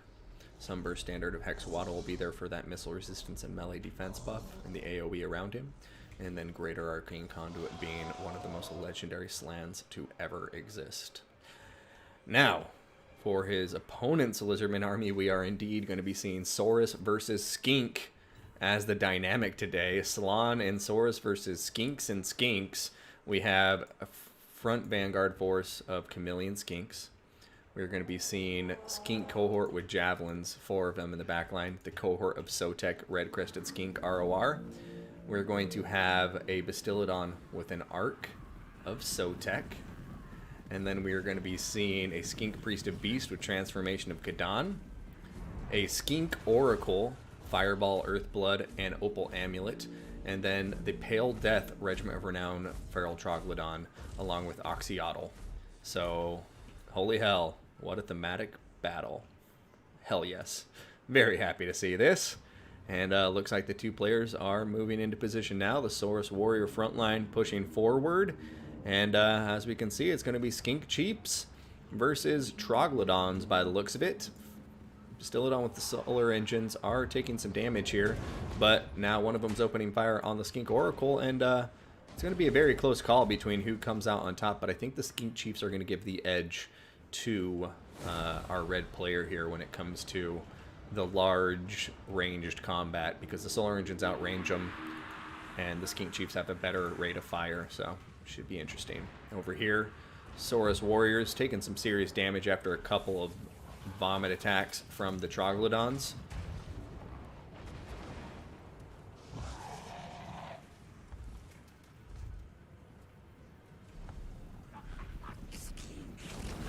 Solar engines coming in once again. Net of Amintok going down on top of the Oracle.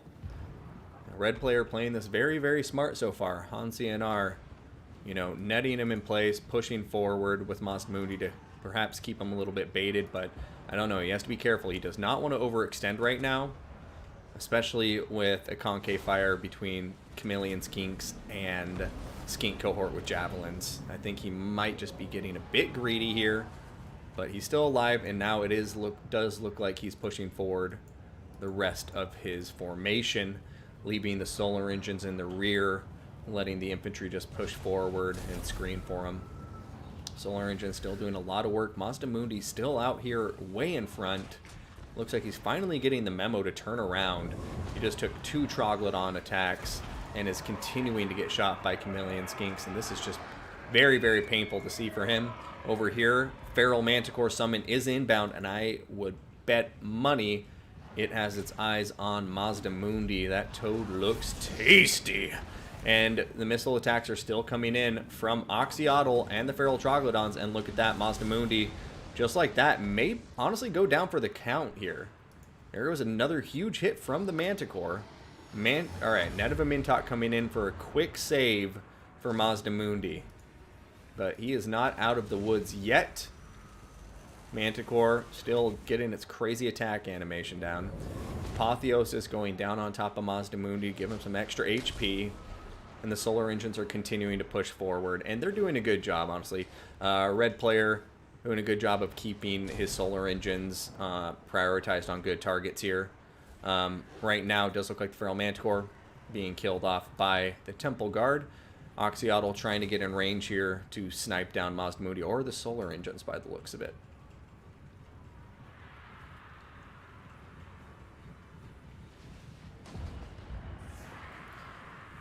Boom. Skink Oracle taking 2 very big hits from the Solar Engine, starting to waver. He's throwing down an Earthblood. Opal Amulet and Cold Blooded are popped too for the damage resistance and the leadership buff. Temple Guard starting to take some serious damage, but most of them are looking okay. Star Chamber Guardians down here full health. Second unit full health. And they're definitely winning the infantry engagement slowly but surely. It's really about keeping Mazdamundi alive. Over here, the ROR, Feral Troglon, the Pale Death coming in after Mazdamundi hard. Net of a Mintot going down on top of him, but I don't know if it's going to matter. The Skink Oracle is now coming in for the fight. Oh, he's getting blocked fortuitously for Mazdamundi, but Mazdamundi getting attacked. He wasn't able to dodge any longer. And that Feral Troglodon, though, or sorry, the Skink Oracle, though, 372 HP. He's going to be routing and may go down for the count right here. Mazdamundi, on the other hand, 39 HP. I don't even know if he'll have enough leadership to get back into this fight. Over here, Temple Guard turning around, trying to support the Solar Engines. The Pale Death, though, just ignoring them, running forward to shoot Mazdamundi in the back and seal his fate. I believe there it is. And boom, Mazdamundi going down for the count. Transporting to the Nether Realm to join Croak and every other old Lizardman salon in the Old One's Paradise. Over here, Solar Engine with the Ark of Sotek taking some serious damage. Balance of power in favor of our blue player, but I still don't think red is out of this just yet. They still have some ammunition on top of their Solar Engines. Ooh, Rampage on the Pale Death! Cold-blooded is going to need to go down here, and it goes down very, very quickly.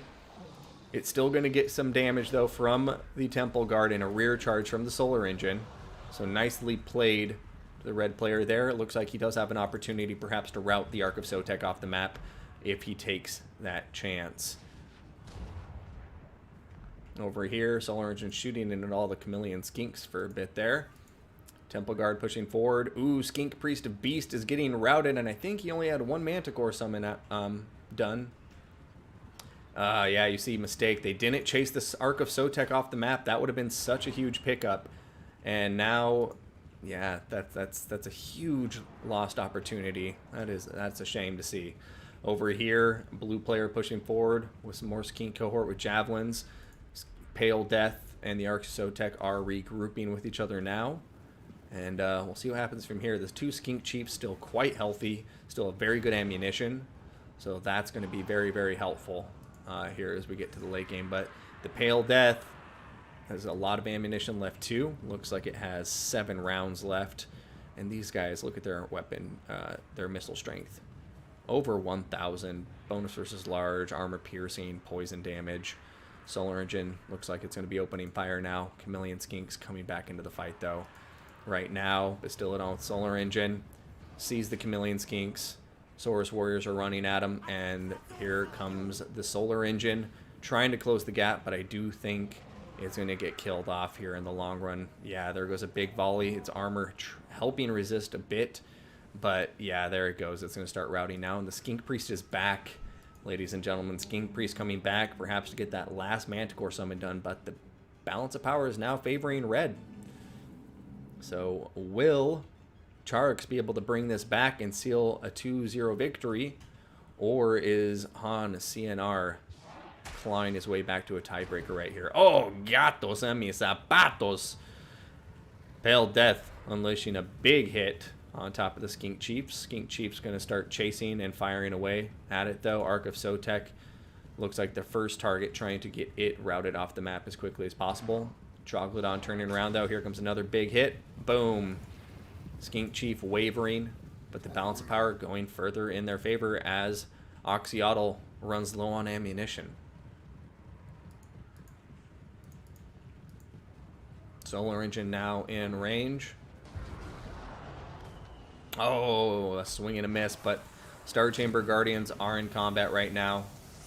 Ark of Sotek is popping down its AoE ability, which will hurt the Temple Guard, but Temple Guard are going to be able to kill him. Primeval Roar on top of the Bastillodon with the Ark of Sotek, but it's still going to go down. Another miss from the Ark of from the Solar Engine. That's a huge pain in the ass. I'm sure a red player is pissed off seeing 2 rounds wasted in the attempt to take out the Pale Death.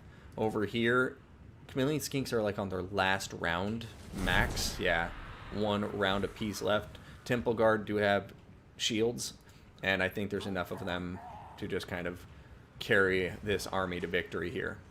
But man, that Skink, or that Pale Death ROR is doing so much damage. So accurate with its 9 chevrons. It is just devastating. There's a nice hit going to be seeing a Rampage, but then a Cold-Blooded immediately going down on top of the Pale Death. Terror on top of the Star Chamber Guardians. I thought they would have immune to Psychology, but I guess not. That's a pain for sure. And, wow, this is a close fight. Temple Guard pushing forward after the Pale Death, charging into it.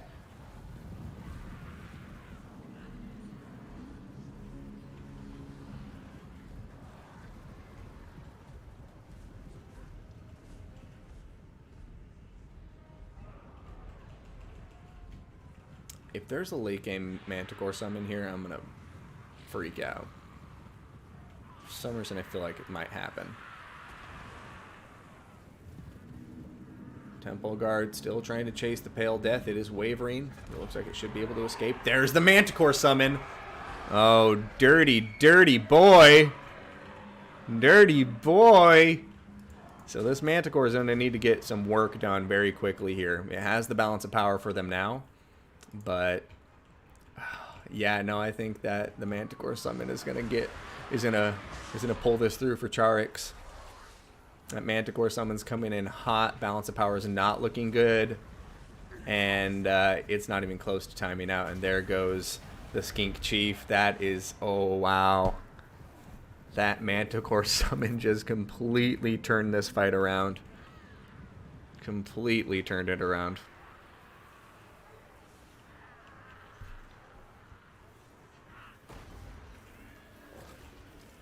I punch you.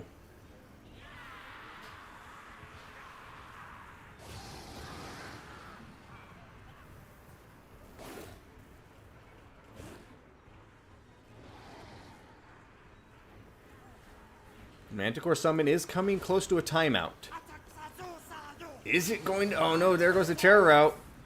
That's going to be army losses. That's going to be a GG. Well played. Just in the nick of time.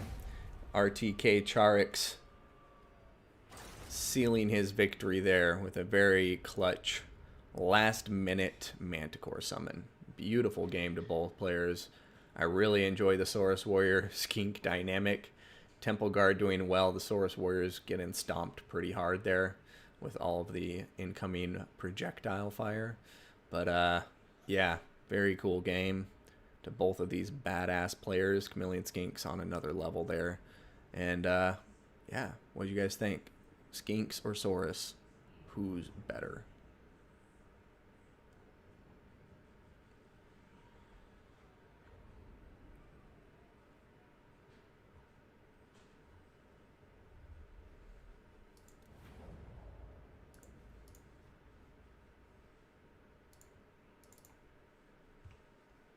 Excellent game.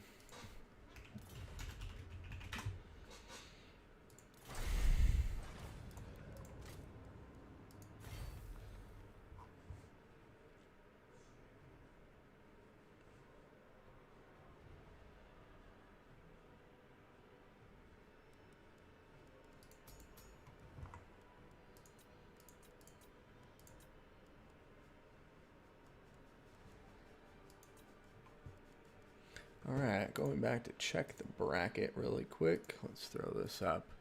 So, Penguin Force defeating EC Francis 2-1. Way to go, man. You better win the tournament for me.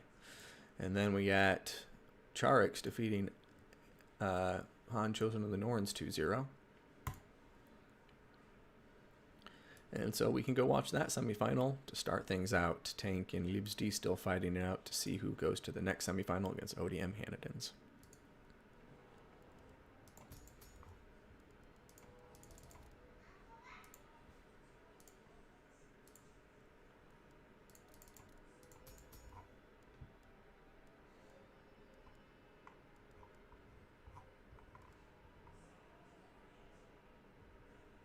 Skink versus Saurus faction war, exactly. Same, but different.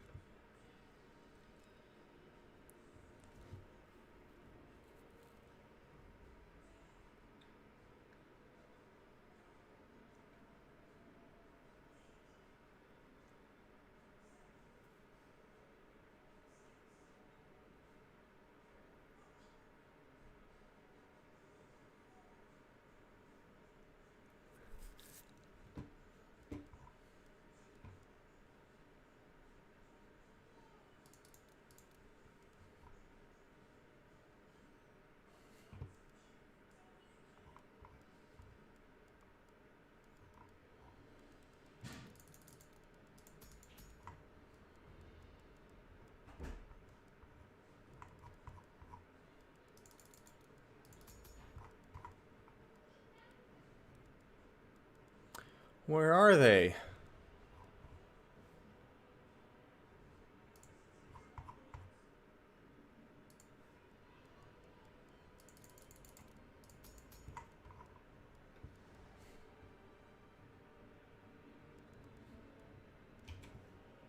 thought I was friends with Charix online. Yeah, I am.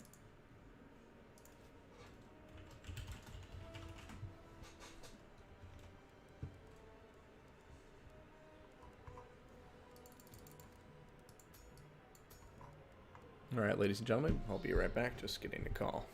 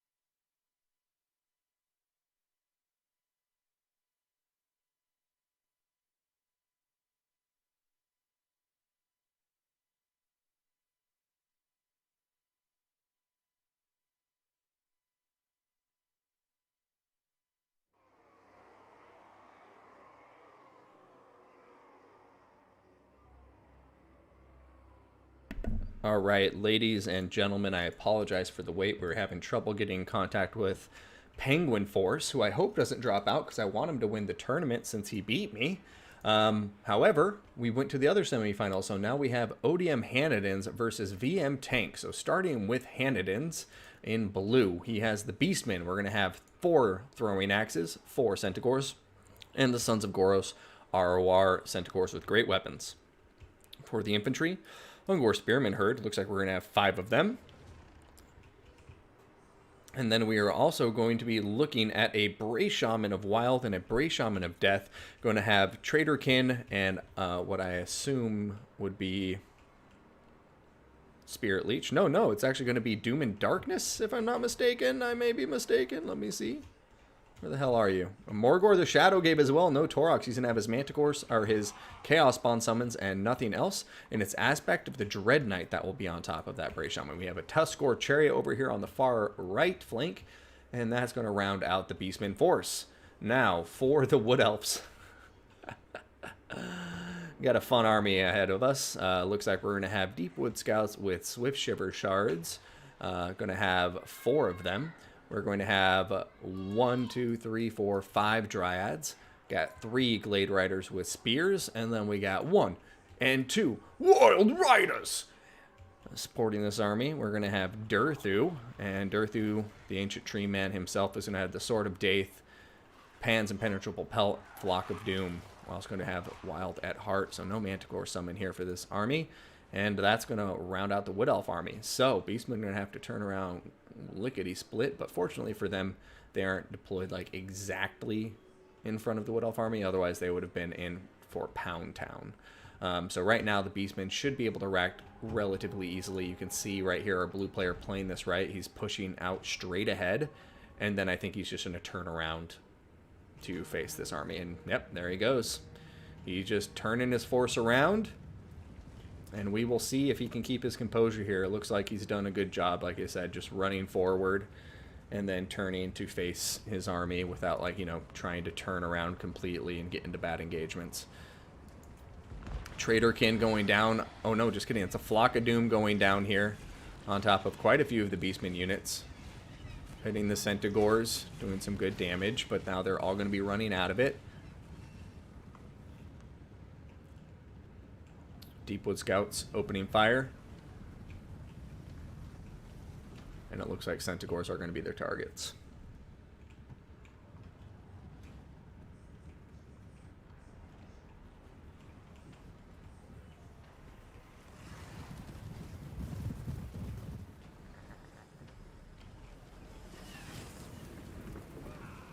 Wood Elves just continuing to kite as much as they can and retreat. Delaying the engagements for as long as possible, and doing some really good damage. No getting around it. They are eliminating a lot of the Beastmen chaff right now. I mean, granted, they'd probably want to be killing Centaurs ideally, but, you know, I think considering this army, if you can deal with all of the Beastmen infantry, I think Centaurs unsupported will have a difficult time taking down the Wild Riders and the Glade Riders.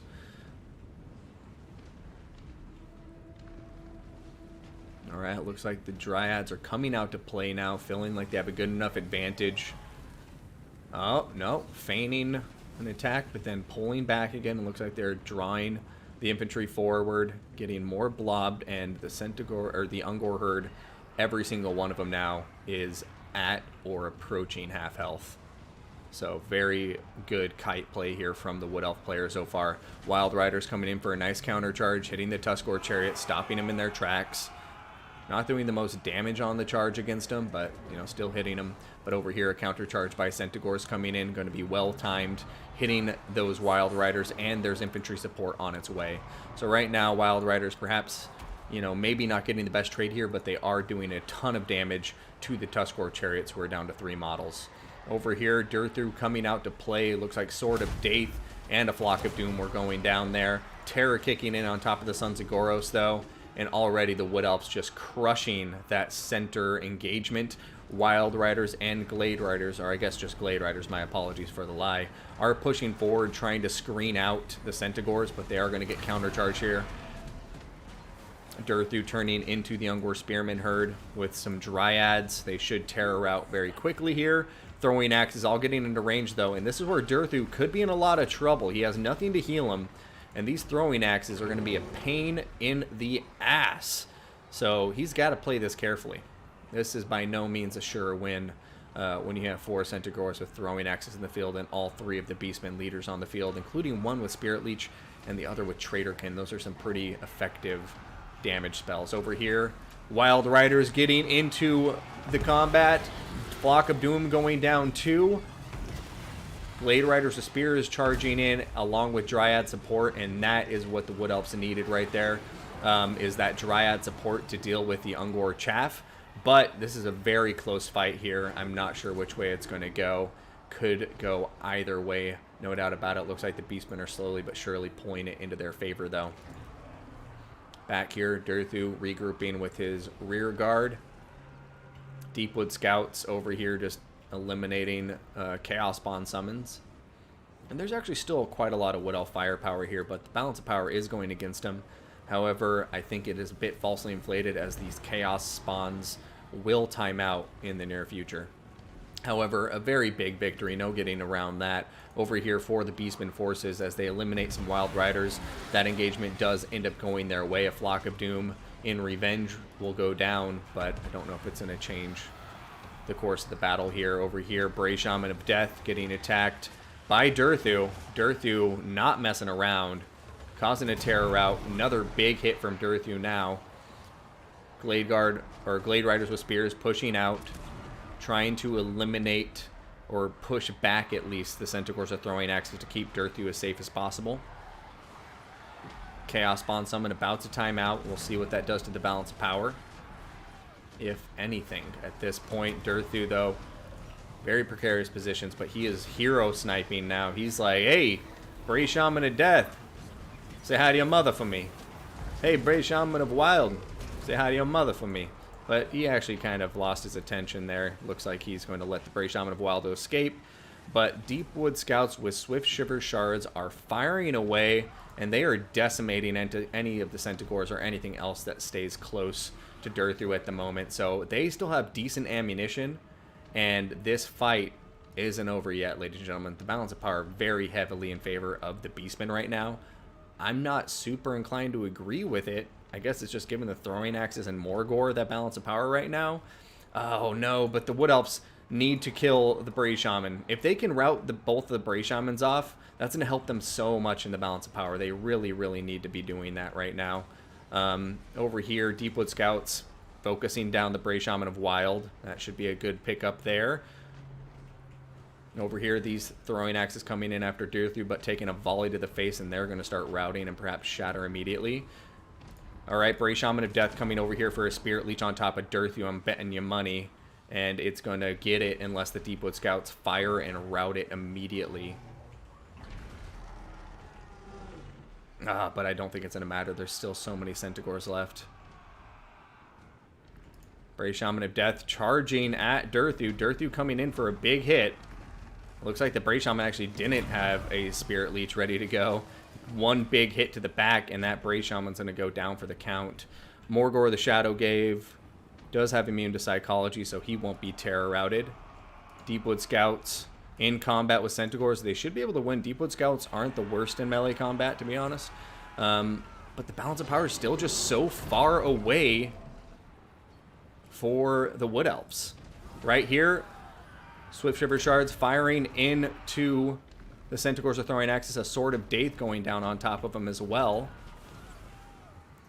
More ammunition being sunk into those throwing axes. Looks like they should rout in just a moment here. Yeah, this is such good play from our Wood Elf player and our Beastman player. They're just both playing their hearts out. But balance of power is still just saying that the Wood Elves have this, or that the Beastmen have this. And it's nerve-wracking, folks. What's going to happen from here? Morgor just carrying someone's the balance of power, but it looks like Durthu's coming in. Going to give him a nice proper smack with the Sword of Daith. And Deepwood Scouts are trying to chase down these Centaurs with throwing axes, so they stop hitting Durthu in the back. Right now, Centaurs are throwing axes are an absolute must. Without them, I think Morgor will just end up losing the engagement. But right now, I think we need to see one of the Deepwood Scouts peel off and get into combat with Morgor the Shadowgave.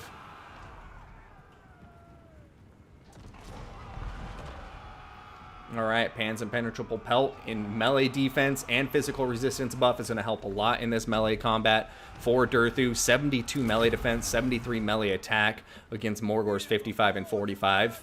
So this is huge. Durthu bringing in some Deepwood Scouts, trying to support him. But here comes a Flock of Doom too.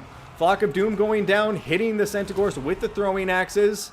Morgor the Shadowgave needs to get rear charged right now. Send one of the Deepwood Scouts on top of him, because you do not want to let him just one-on-one Durthu. I mean, Durthu should be able to win that fight, but if you have infantry to surround him with, then absolutely do it if you can. And it looks like the Wood Elves are pulling out a very close victory here, unless Durthu has some bad RNG against Morgor here. But with Morgor getting surrounded, even though now the balance of power is still in their favor. But there it goes. That's the hit that's switching up the balance of power.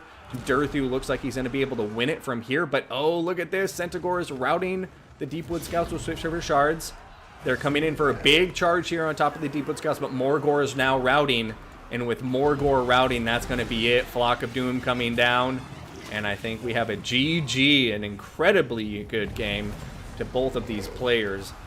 Very close victory here for the Wood Elves.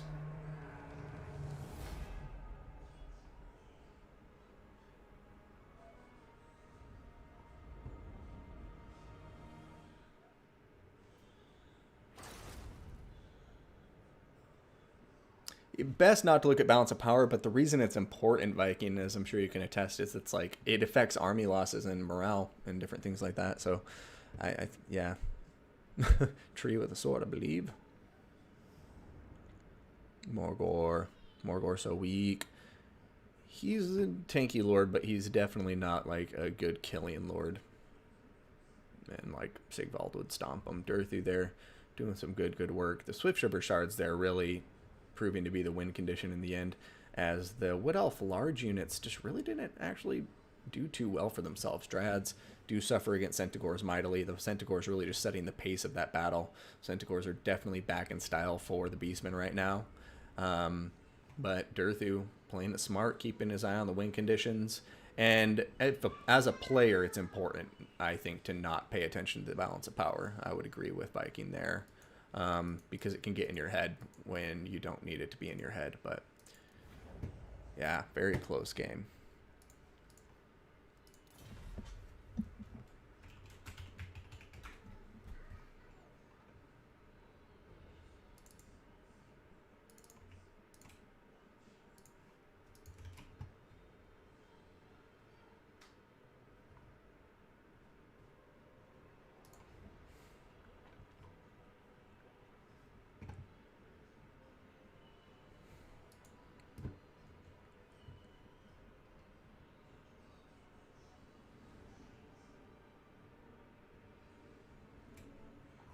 They don't fix Beastmen balance power, should just mod army losses. Yeah, if anybody has things they recommend, let me know. I mean, as we saw there, the Wood Elves are still able to pull it off, but yeah, I do see where that becomes problematic.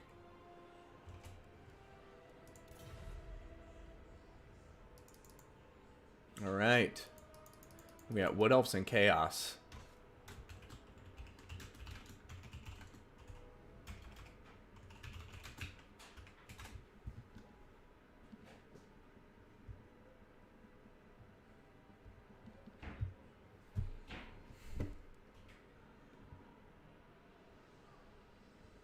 You think Morgor existed to deceive the balance of power?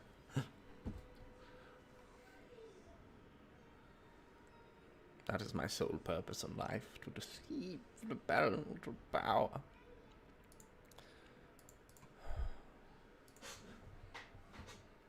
Let's just wait for Warhammer 3, guys.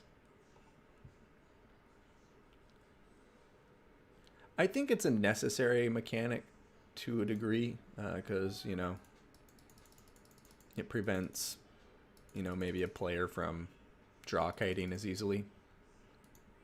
But yeah, it's a precarious balance you have to strike in order for it to please.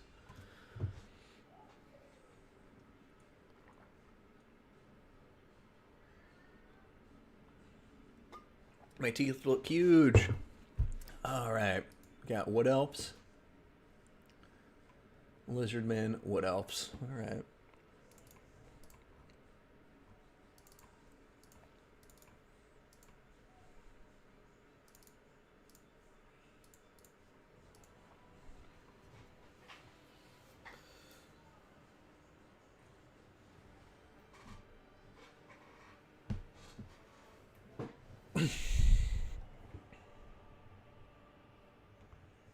Oh yeah, Gojira Gaming. Good to see you, by the way. Welcome to the stream. Jay Phoenix, you as well. Viking, Kark, Loopy. Moobot, of course. Harbeck. Got a good turnout today. Thank you all for tuning in. Hope you're enjoying the tournament. Ba-ba-ba-ba-ba. Ready when you are, says Hanadin.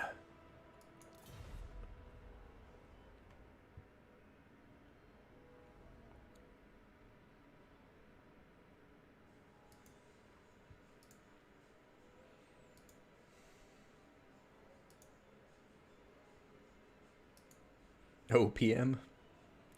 Hey, Charix. Good to see you, man. Great games. It doesn't look like Penguin Force ever showed up, did he? Nope, he did not. So we will see you in the final in 1 or 2 battles, depending on what happens in round 2 here.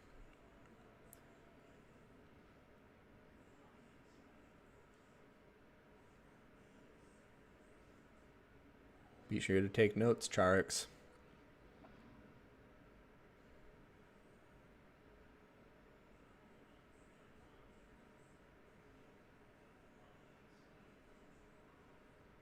Hey, I'm doing well, man. Been busy, so I haven't been streaming as much as I like to, but at least been trying to keep the Saturday streams going on a regular basis for, keeping the tournament content coming at you. But, yeah, been wanting to try to stream at least twice a week, but it's just not been working out with my schedule lately. But, doing well, still enjoying the game.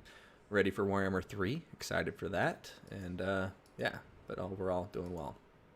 Excited for some of the holiday break.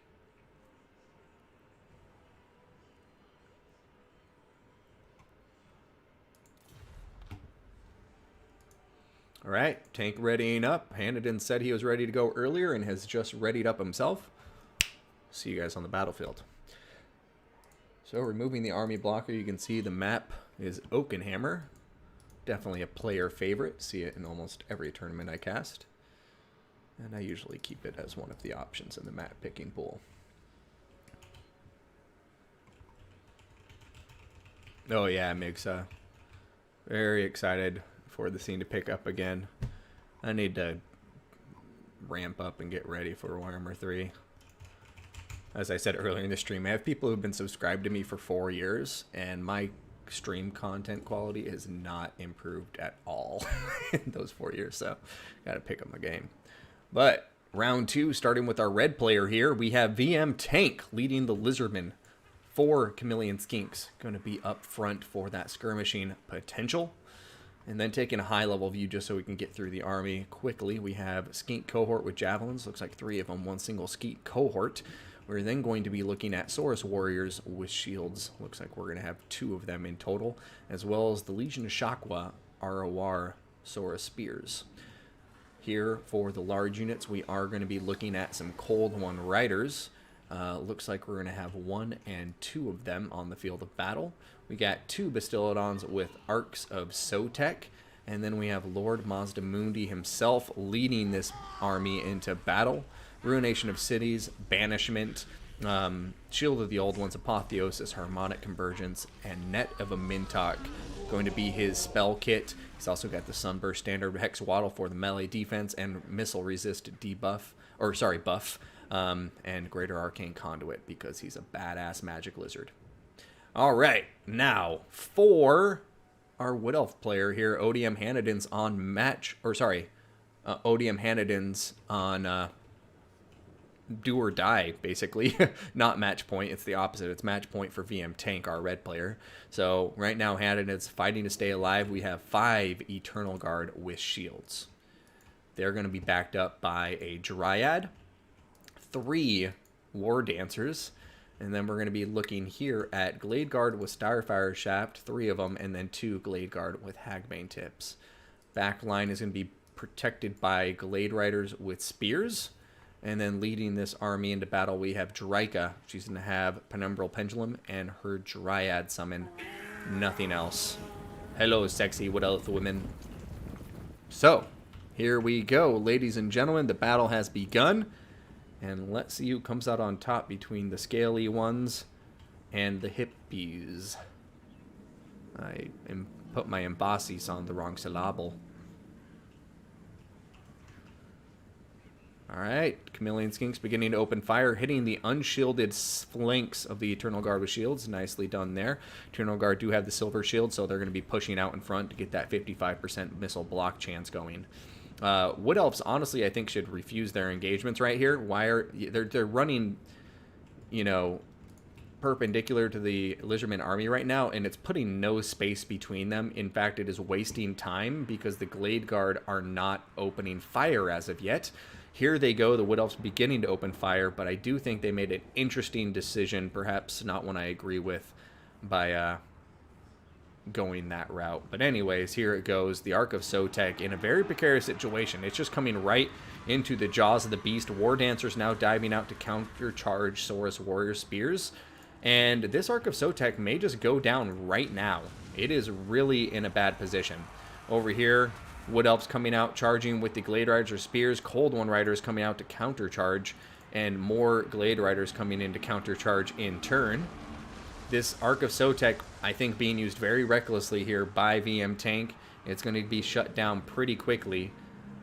Ruination of Cities going down. Looks like it did some nice damage based on the aftermath it left behind. Over here, Saurus Spears and Cold One Riders getting into the War Dancers. But Eternal Guard with shields are pushing out now. And I have to say, right now, the Lizardmen looking like they're on their heels. And the Wood Elves looking pretty strong. But balance of power is still dead even. Mazdamundi still alive. And with a Bastillodon Ark of Sotek. So he can still pull this out, no doubt. But a Penumbral Pendulum coming in here, doing a ton of damage to the Legion Shakwa. That is definitely hurting the Lizardmen chances here. And it looks to me that, you know, the Wood Elves are making a strong effort here to bring this to a round 3.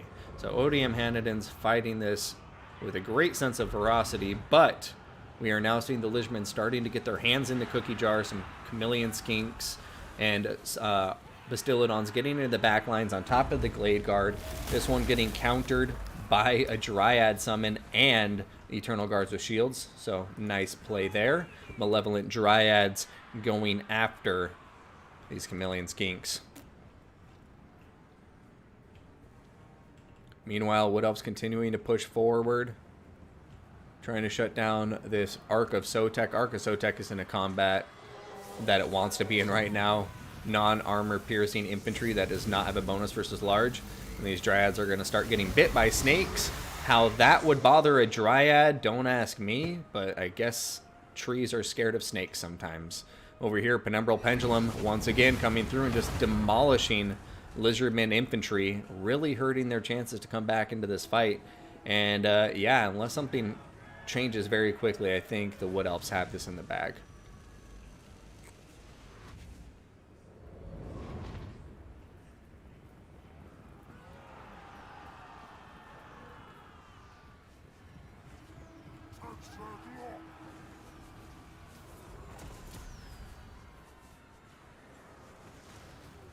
Austin Mooney getting hit by Dryka.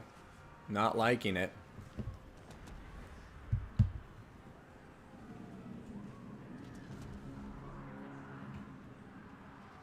Ruination of Cities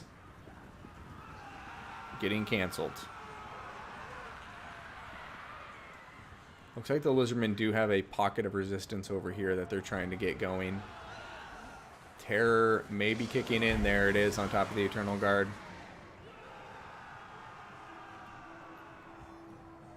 These Eternal Guard getting shot in the back and then scattered across the battlefield by a beautiful Cold One charge. You do lack punch.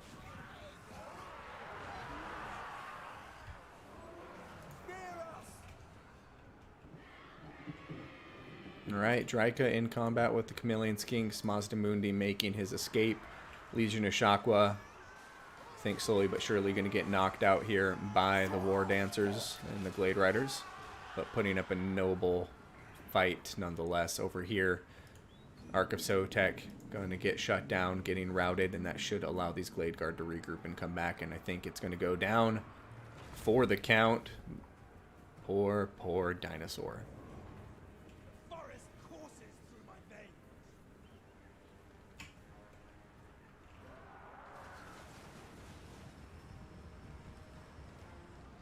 Glade Guard opening fire. They still have a ton of ammunition. That's going to be the big problem for the Lizardmen here, is how do they close the gap to these Glade Guard with what they have remaining. They just don't have enough mobility to do it. Over here you can see they're switching over here to the Ark of Sotek. Ark of Sotek going to get decimated. Ruination of Cities coming through here. Going to do a touch of damage to the Glade Guard of Starfire Shafts, but really not going the direction Mazdamundi needed it to. And there goes the Ark of Sotek. Balance of power very much in favor of the Wood Elves, and it looks like Hanniden's going to be bringing this to a round 3. So tiebreaker, here we come, and then it's off to the final.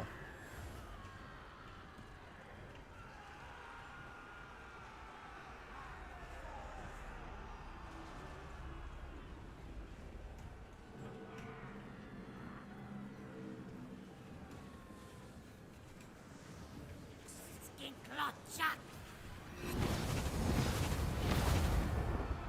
Death to outsiders!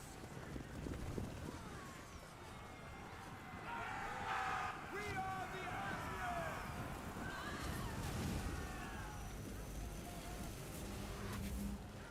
The forest does not rest!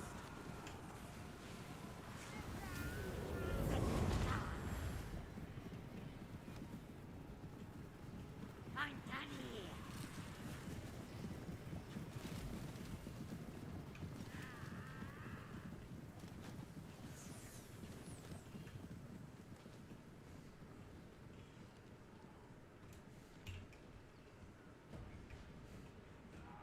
Have I spoken too soon?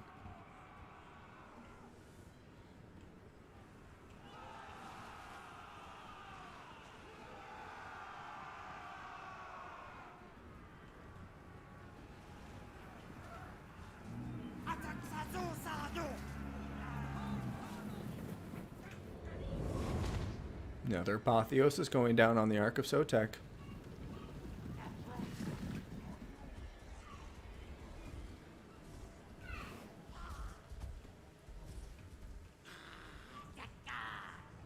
Chameleon Skinks here are very high on ammunition, actually. Didn't notice them before.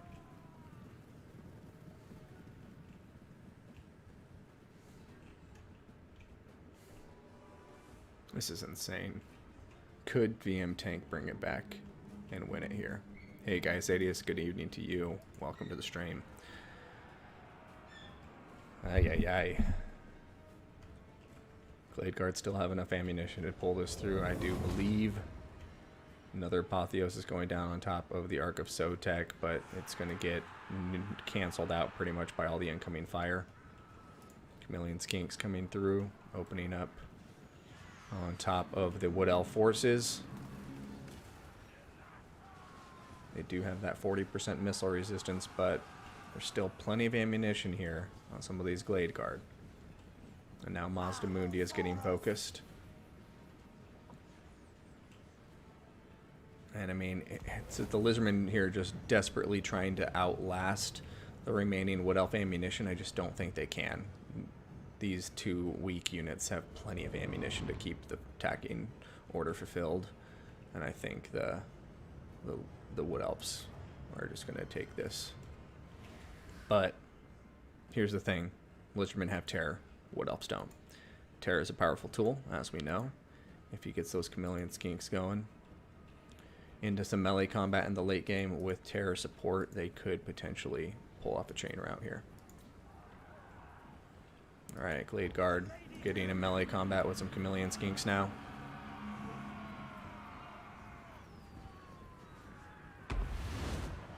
Harmonic Convergence on top of the chameleon skinks, boosting their stats significantly, 45 and 47 versus 21 and 29. Apotheosis going down on top of the Ark of Sotek. Blade Guard opening fire now on top of it. Looks like a couple of them are about to run out of ammunition, but the Hagbane tips and one of the Starfire shafts still quite healthy in ammunition. And man, you can see the damage going down. Army losses. Possibly, yeah, it looks like the Wood Elves still have enough in the balance of power to keep fighting for a bit here, but they are really beginning to suffer. You can see, though, chameleon skinks did win that combat, and now they're going into the back line, chasing after all of this Wood Elf archer power.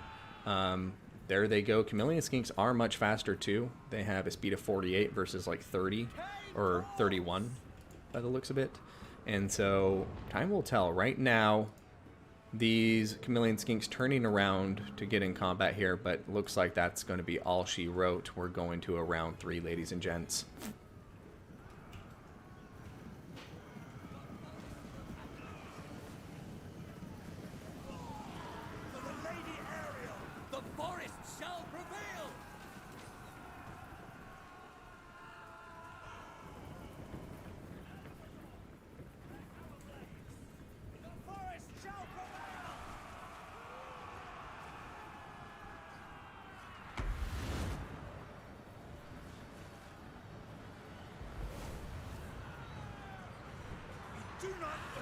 There goes the pendulum.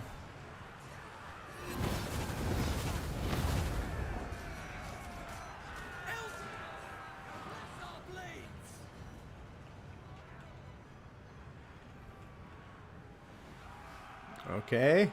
Are you kidding me? Chameleon skinks defeating the Eternal Guard.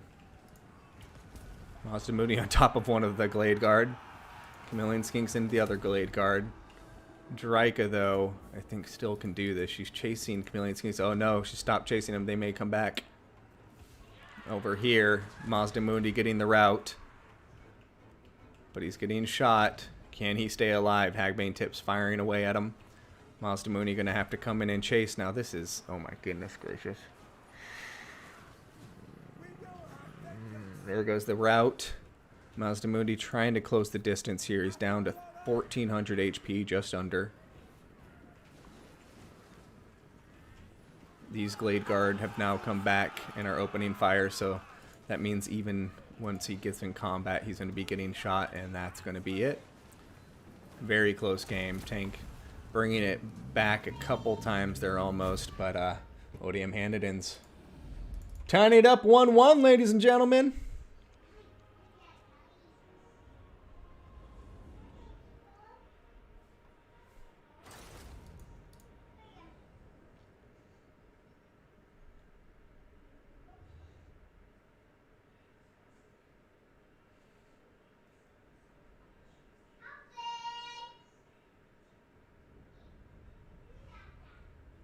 Yeah, very good game. I mean, the Wood Elves did seem to have the momentum for most of the battle, as far as I'm concerned. But like I mentioned, you know, the chameleon skink play was very nice.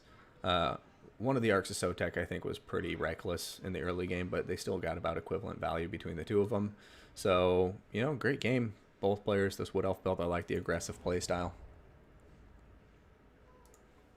All right, and on that note, I will be right back, everybody. Gonna take a quick bio break and grab some more beverages. Maybe do some push-ups so I don't feel like such a lazy asshole sitting in this chair all morning.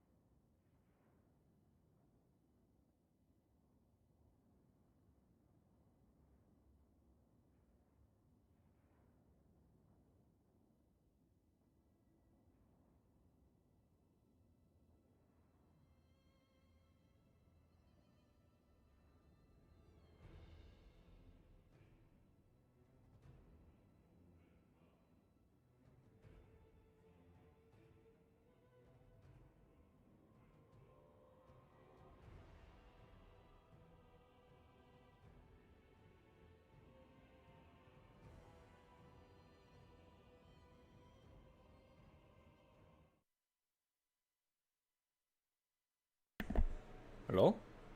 Can you hear me now? There we go.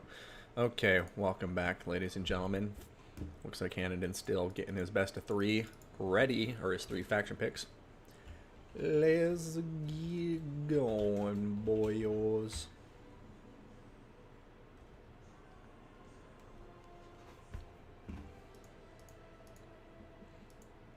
Hey, Shidoku, good to see you, man. McRightface, hey, good to see you, man. Mixa, just want to rush with demons every battle. My favorite style. I mean, whose isn't? So are you going to be a big corn guy then? Just a straight up demon rush every battle? Does corn even have magic? I can't. I know in tabletop they don't use magic, but...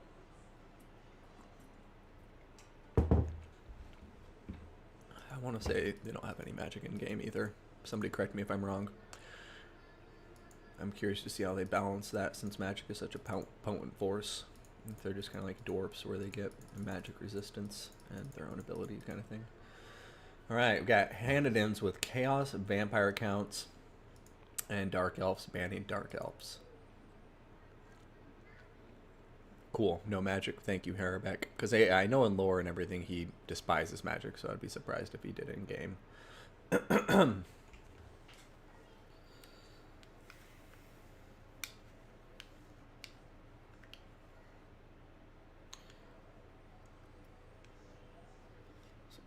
Chaos, Vampire counts, and Dark Elves banning Dark Elves. So I think Tank, who's used Wood Elves and Lizardmen so far, against Chaos and Vampire counts and Dark Elves, what would he want to pick? I could see Bretonia ban Chaos. Bretonia ban Chaos would make sense, but don't know how much of a Bretonian player he is.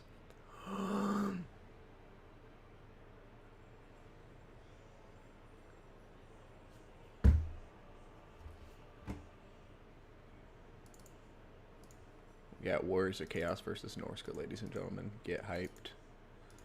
Get hyped.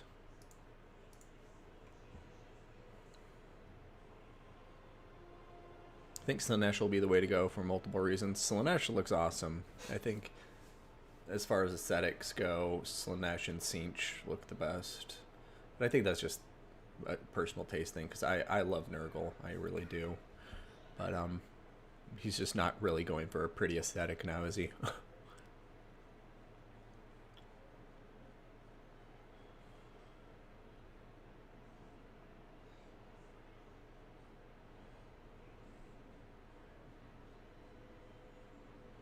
I wouldn't want to have raised you for not Black Knight. Thank you, Papa. I will remember to eat lunch. I just had a nice granola bar. Dark chocolate almond. It's very tasty. So, I'm getting myself sustenance. Don't you worry, Papa. Demons overall are calling me much more than the humans. Yeah. I don't know, man. I think Kislev and Cathay look pretty awesome. Not gonna lie.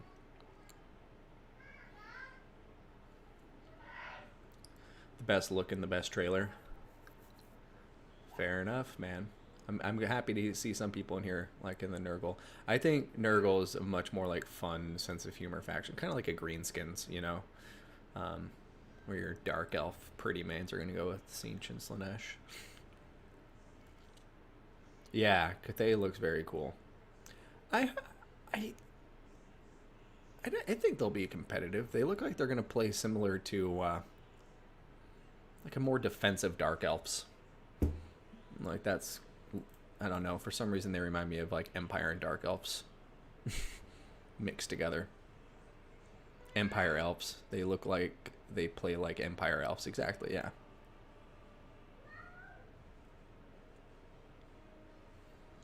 S tier, huh? As in the top tier, or is that like shit tier, according to you? No, S tier is always the best. But, we will see, Loopy.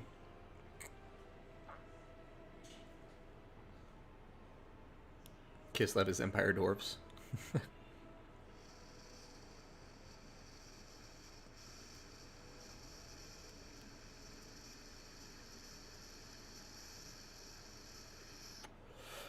Ass tier.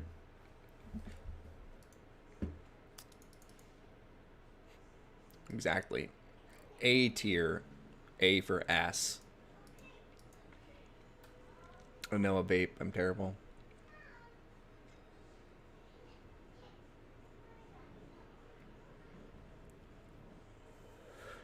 Thank you, Black Knight. That means a lot to me. Please. And I'll go have a rollie after the stream with my bud.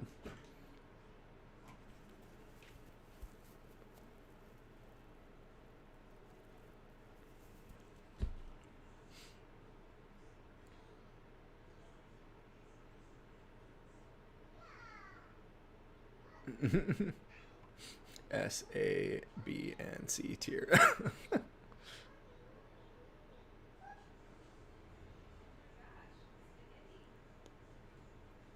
All right, ladies and gentlemen, we're getting into it. I'll see you out on the battlefield. As you can see, it is short safe and once again because we have a tiebreaker. So, get into it right now. We have Norska once again. Will they be victorious this time as they fight against the forces of Chaos United?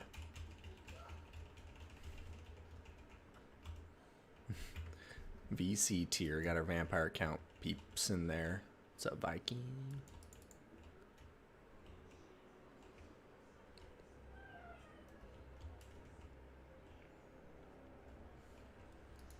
Okay, so starting with our blue player, as it is the tie-break match, starting with the infantry, got Chaos Marauders, the Mirror Guard, Regiment of Renown, Chaos Warriors. But then going to have 3 Chaos Warriors with halberds here. Other than this, we're going to be looking at Marauder Horse Masters. Looks like 4 of them in total. We're then going to have 2 Chaos Spawn and a Feral Manticore up in the air. And make that 2 Chaos Spawn. Oh, no, I did say 2 Chaos Spawn. Down on the ground leading this army atop his Warhorse Dorgar, we're going to have Archaon the Everchosen. He's going to be bringing the Slayer of Kings,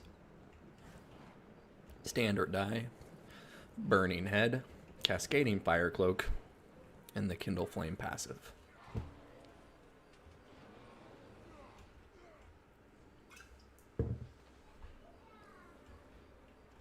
Now taking a look at the Norskan forces brought by VM Tank in red. Marauder Horse Masters, also going to be the name of the game here. Looks like we're going to have 4 Horse Masters. Wait, do we have a... Okay, so yeah, 4 Horse Masters and 2 Horsemen. Or no. Yeah, 3 and 3. So my bad, not 4 and 2, 3 and 3.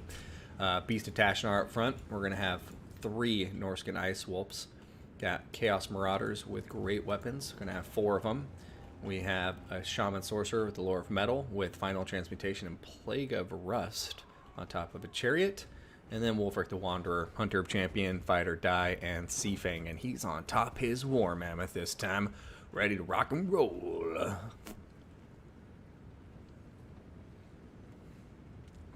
Archaon coming out, going to take some javelins, but he's very well armored. Shielded if he's facing forward, and so not going to take too much damage there. Wolfric is coming out to play. Chaos Spawn coming out to charge him though, and he's going to turn around and start running away.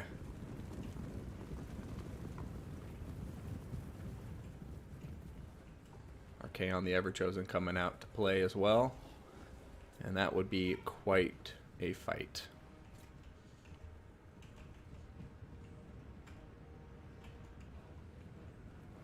Marauders are great weapons coming out, but they are getting pin-cushioned by javelins.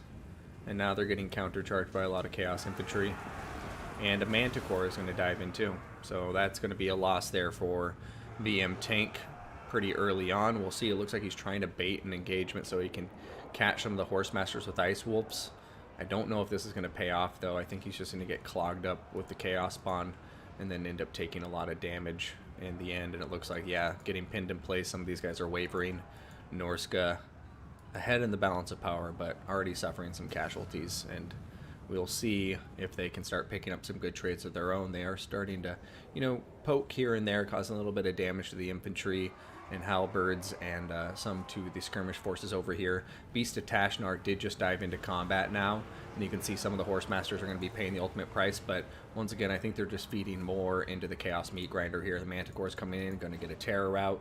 Beast of Tashnar suffering a lot of damage, and yeah, it feels like Norska is making a lot of unnecessary sacrifices over here in the backline, but in the meantime, it is allowing all of their skirmishing forces to just pelt the Chaos Infantry in the backs as they all just keep on feeding over here, trying to chase down these units that Norska keeps feeding them. So Beast of Tashnar shattered. Looks like 2 of the Norskan Ice Wolves will be completely destroyed. And I want to say there was 2 Chaos Marauders destroyed in that, or no, just 1 Chaos Marauder was destroyed in that engagement. So Norska not getting the best trades, in my opinion, to start off the fight here, but Chaos's formation is getting really sloppy. So we will see what happens here. Wulfric does have Sea Fangs. I don't think I've seen a single one go down yet.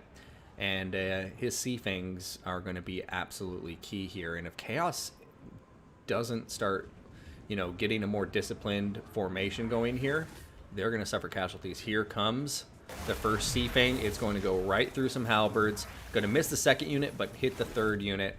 Overall, mediocre, but still getting some good damage in for the Norskans here with that first Sea Fang. Here we have the Chaos Skirmishing Force, or the Norskan Skirmishing Forces, now just continuing to fire away with impunity, it seems. The Norskans have lost a lot of Ice Wolves and the Beast of Tashnar and some infantry units, but they still have all of their skirmishing forces here on the field. So we will see what kind of value they get here. The balance of power continuing to just stay firmly in the Norskans' favor, but clearly that does not mean anything. This battle is very, very close. Too early to tell by a long shot. Full health Feral Manticore, full health Archaon, full health Wulfric, full health Shaman Sorcerer with the Lore of Metal. So I also haven't seen any final transmutations or Plagues of Rust yet. I might have missed some Plagues of Rust, granted, but we're going to see what happens.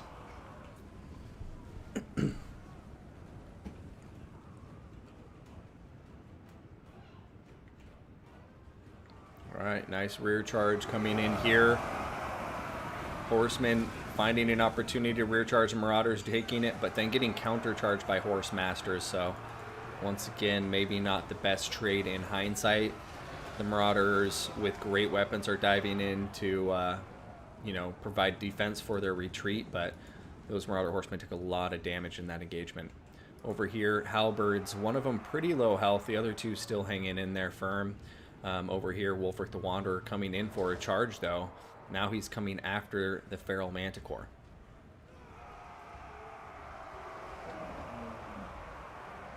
Final transmutation coming into Archaon right now.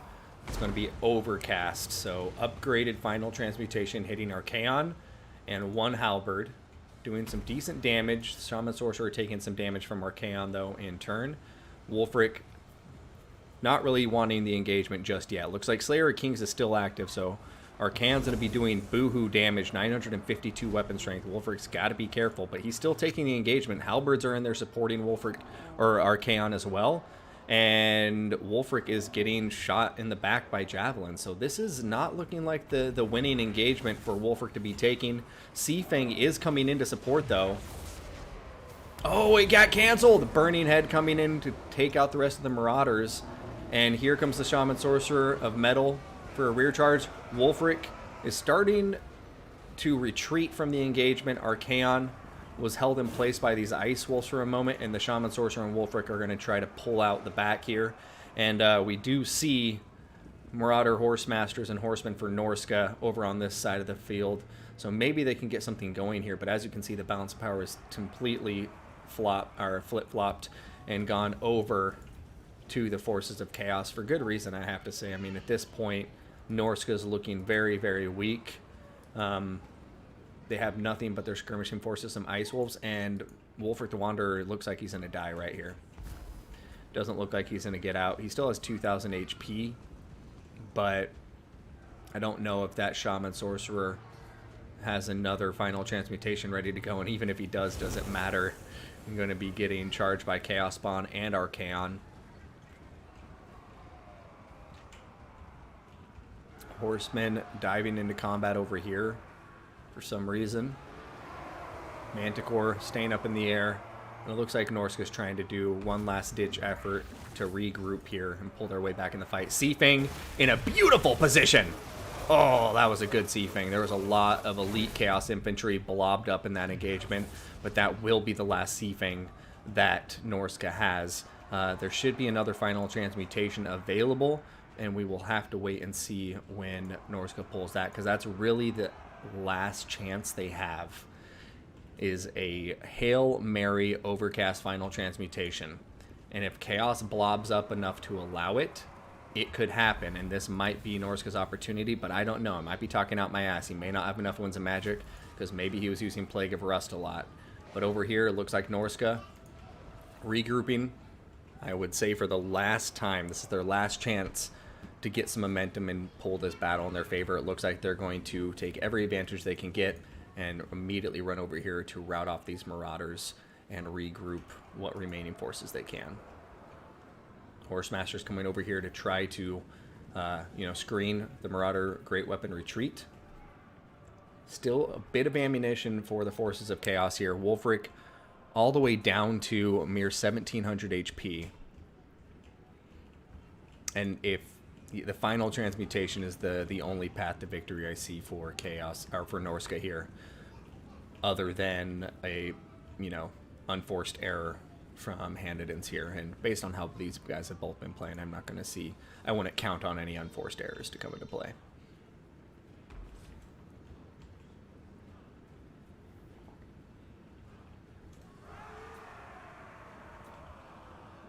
All right, over here, it looks like Norska was thinking about an engagement. They're going to pull back now.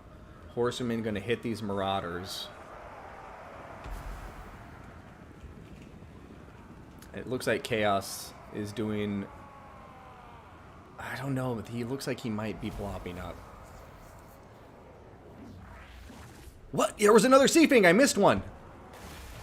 Oh, man. Another Seafang to just help do as much damage as possible, but Norska, they are hanging by a thread. And this is when Archaon, I'm sure, just wishes he had a fireball to just finish Wulfric off. Alright, now there are Ice Wolves with Wulfric and the Shaman Sorcerer. Infantry for Norska is coming down off the high ground. They're bunching up, though. I want to see these guys split up, please. Feral Manticore's going to come in and get terror out on all three of them at once.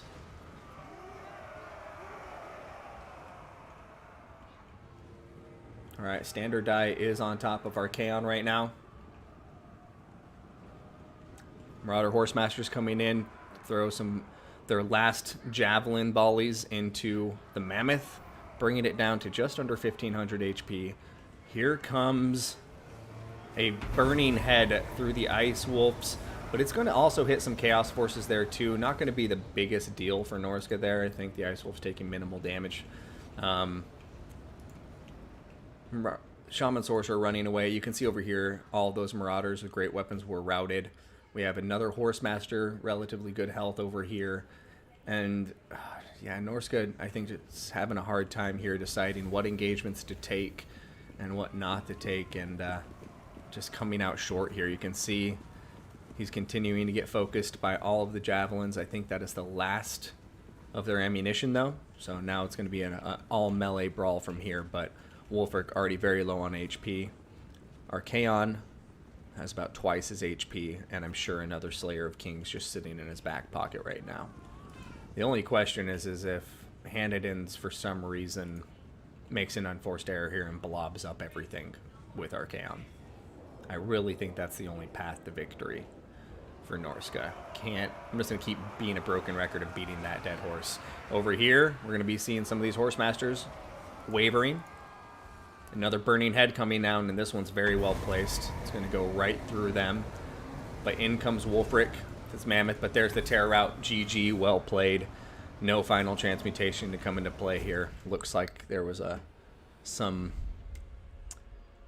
Plagues of Rust that I wasn't catching.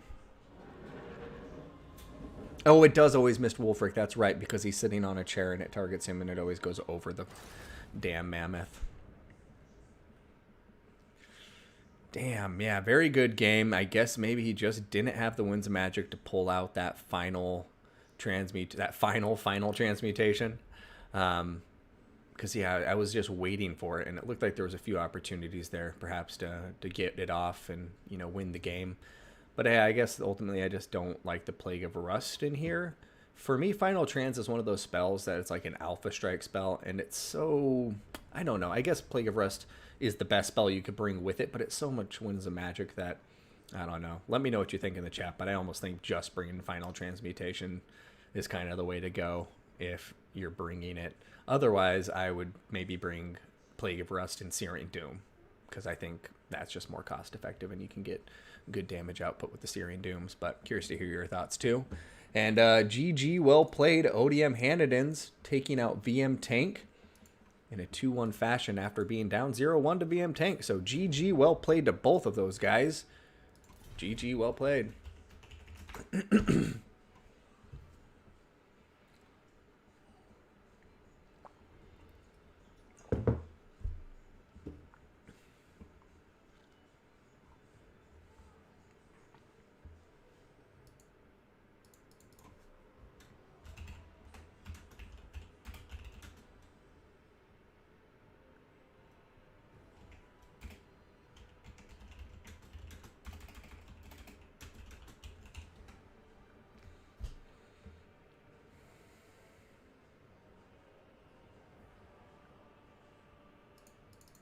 All right, cool. So RTK Sharks will be joining us in this lobby.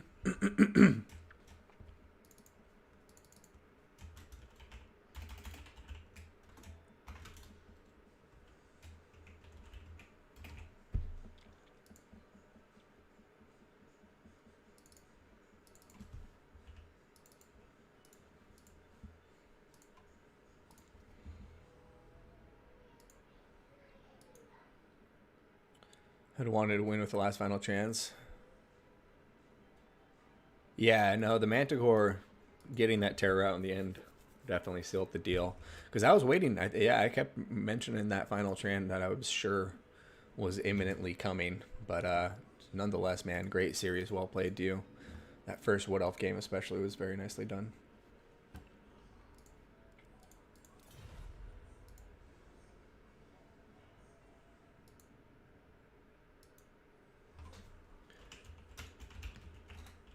Fun. Good luck, fun have.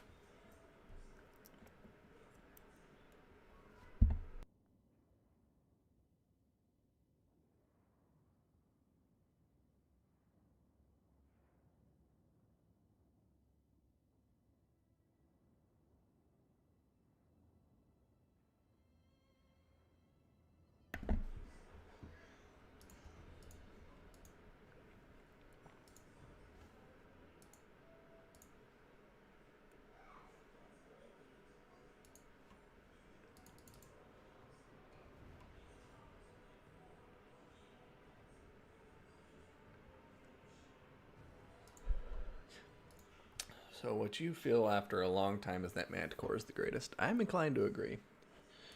But let's take a look at the path to the finals for both of these fine players. Starting with ODM Hanadins, you can see defeating Sorv, it looks like in what was a concession, Sorv possibly not being able to play. Then taking on Slade X in a 2-1 victory, which we watched. Then defeating Tank 2-1 in a game we also watched.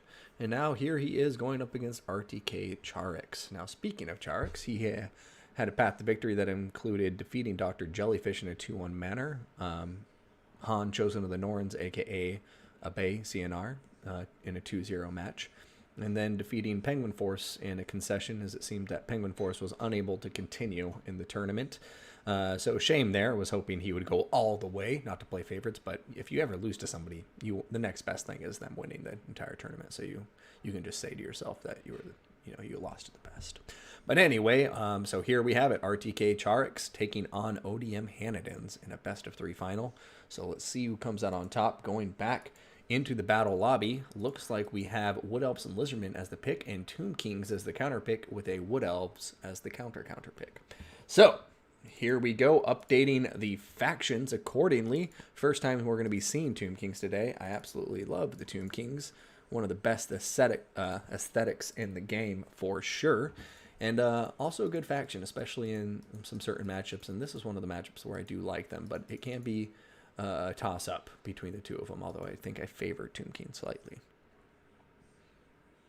Undead skirmishing power is a good thing.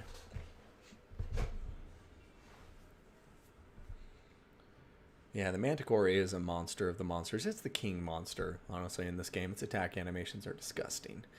And a lot of other monsters just can't compete. And they're 800. Or are they 900 now? No, they're 800. I think CA just needs to bump them up in price. And that would honestly fix it a lot. Don't even worry about changing how they work or their animations. Just make them more expensive because they are more effective than their price point. Eagles MVP. Eagles, do they beat Manticores just like in one-on-one combat? If they have better melee stats or something? Or is that a Manticore game because of the Terra? No, they fucking lose. Of course they do. Alright, ladies and gentlemen, see you on the battlefield. Hit Schwarzhaven. And don't be fooled. It isn't the tiebreaker. It's just the map, I guess, they picked. Although I don't think I included it in the map pool, but whatever. So here we go.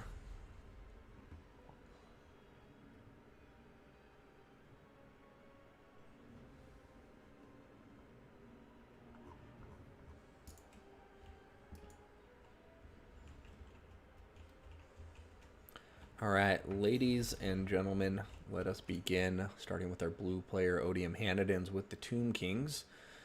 And we'll just go over it like this. Going left to right, we have Chosen of the Gods, who's Shopti with great bows. Got 2 skeleton archers, 2 skeleton chariots, 3 Nehekar horsemen, and 2 skeleton horsemen. Ugh. Beautiful, beautiful undead Egyptians. We're also going to be looking at an infantry front line of a good amount, too. Looks like it's going to consist mainly of skeletons. We're going to have skeleton spearmen, looks like 1, 2. And then we're going to have ourselves skeleton warriors. 1, 2, 3, 4, 5, and 6. Got 2 tomb guard for the, mid-tier good infantry.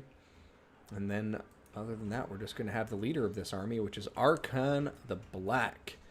Archon is going to be bringing the Tomb Blade of Archon, as well as the Staff of Nagash, with the Liber Mortis, Spirit Leech, and Aspect of the Dread Knight for his spells.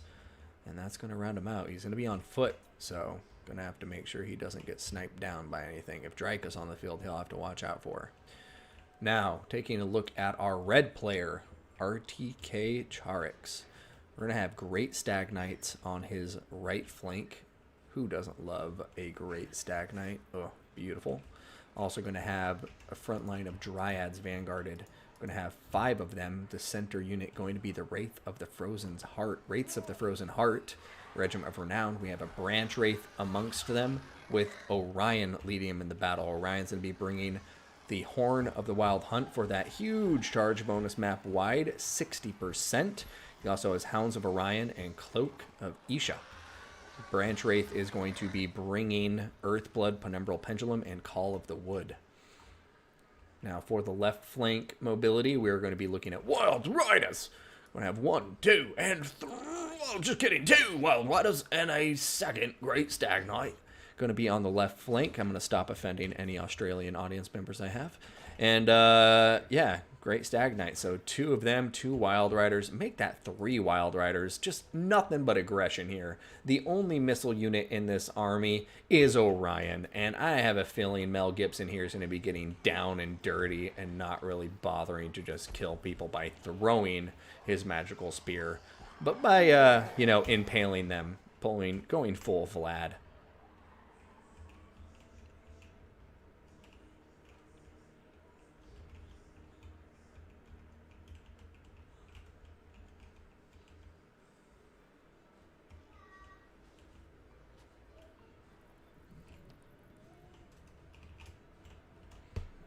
I think the first thing the Tomb King player are going to be needing to do immediately, pivot this line. But right now the Wood Elves, you know, their job is they're going to have to rush in as quickly as possible to try to catch the Tomb Kings on their heels. If the Tomb Kings successfully turn their lines to face the Wood Elves, I think this is a pretty strong army. But the Wood Elves have a lot of charge power here to deal with the Tomb King infantry quickly, but, you know, we'll see what happens. This is a very interesting army composition on both sides. Wood Elves bringing a very small army. Bark, bark, bark, bark.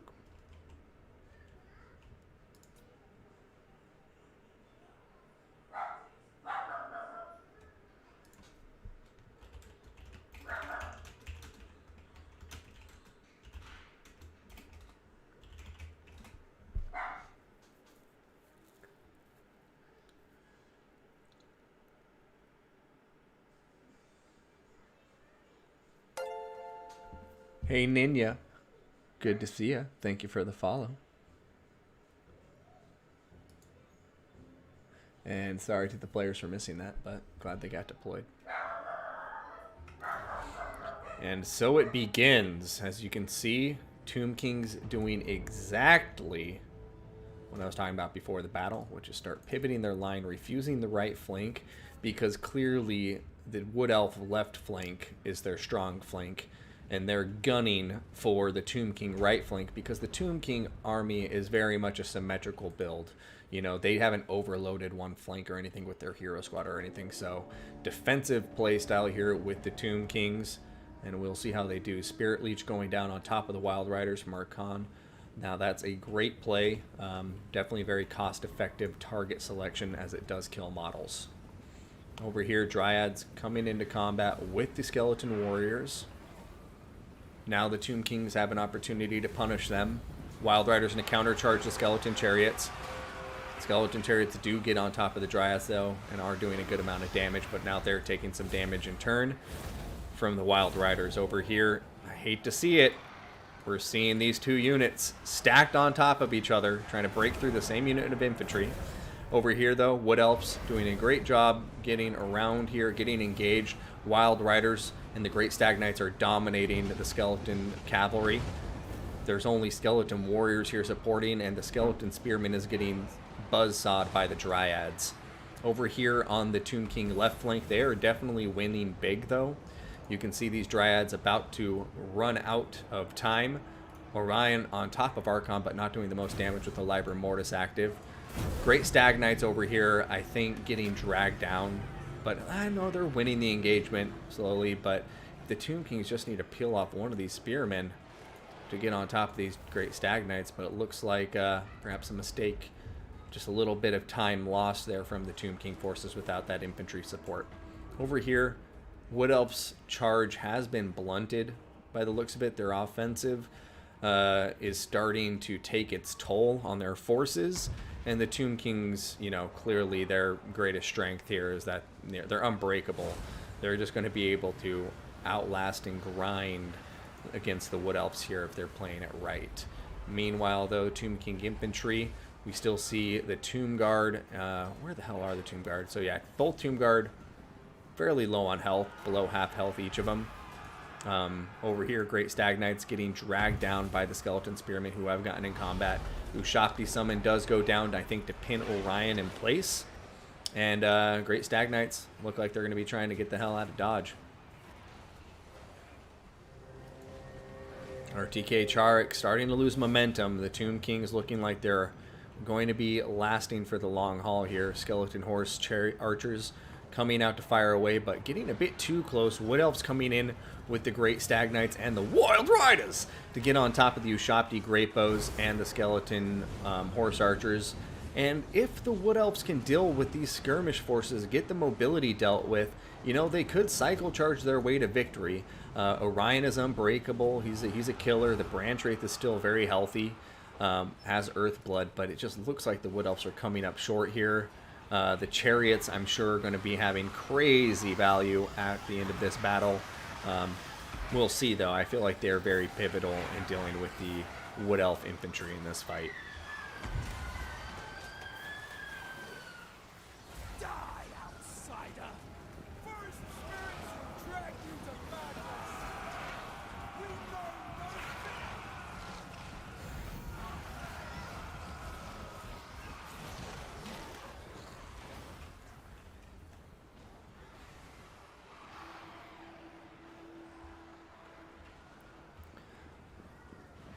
Alright, there goes a Earthblood.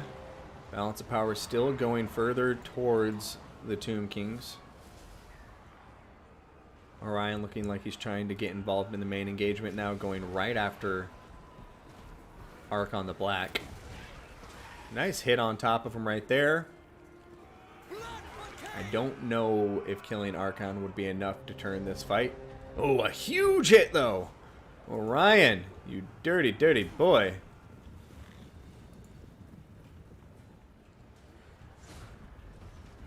Does look like Orion having a tough time staying on top of Archon. Chariot's over here killing off the Dryads. There he goes. Will this be another good hit? Decent hit. Not getting the most damage. He does have the Liber Mortis active, or that 40% missile resistance. Earthblood going down, giving a little bit of healing to Orion. Every little bit counts, and he's going to throw a javelin into Archon's back, knocking him down. And the balance of power not completely lost for the Wood Elves at this point. I don't think army losses are going to be kicking in. But right, they got to do something soon, because the Branch Wraith and Orion are soon to be the only units left in the fight. Right here, we're going to be seeing Staff of Nagash popped on top of Archon as he throws a Spirit Leech onto Orion, who is exhausted at this point.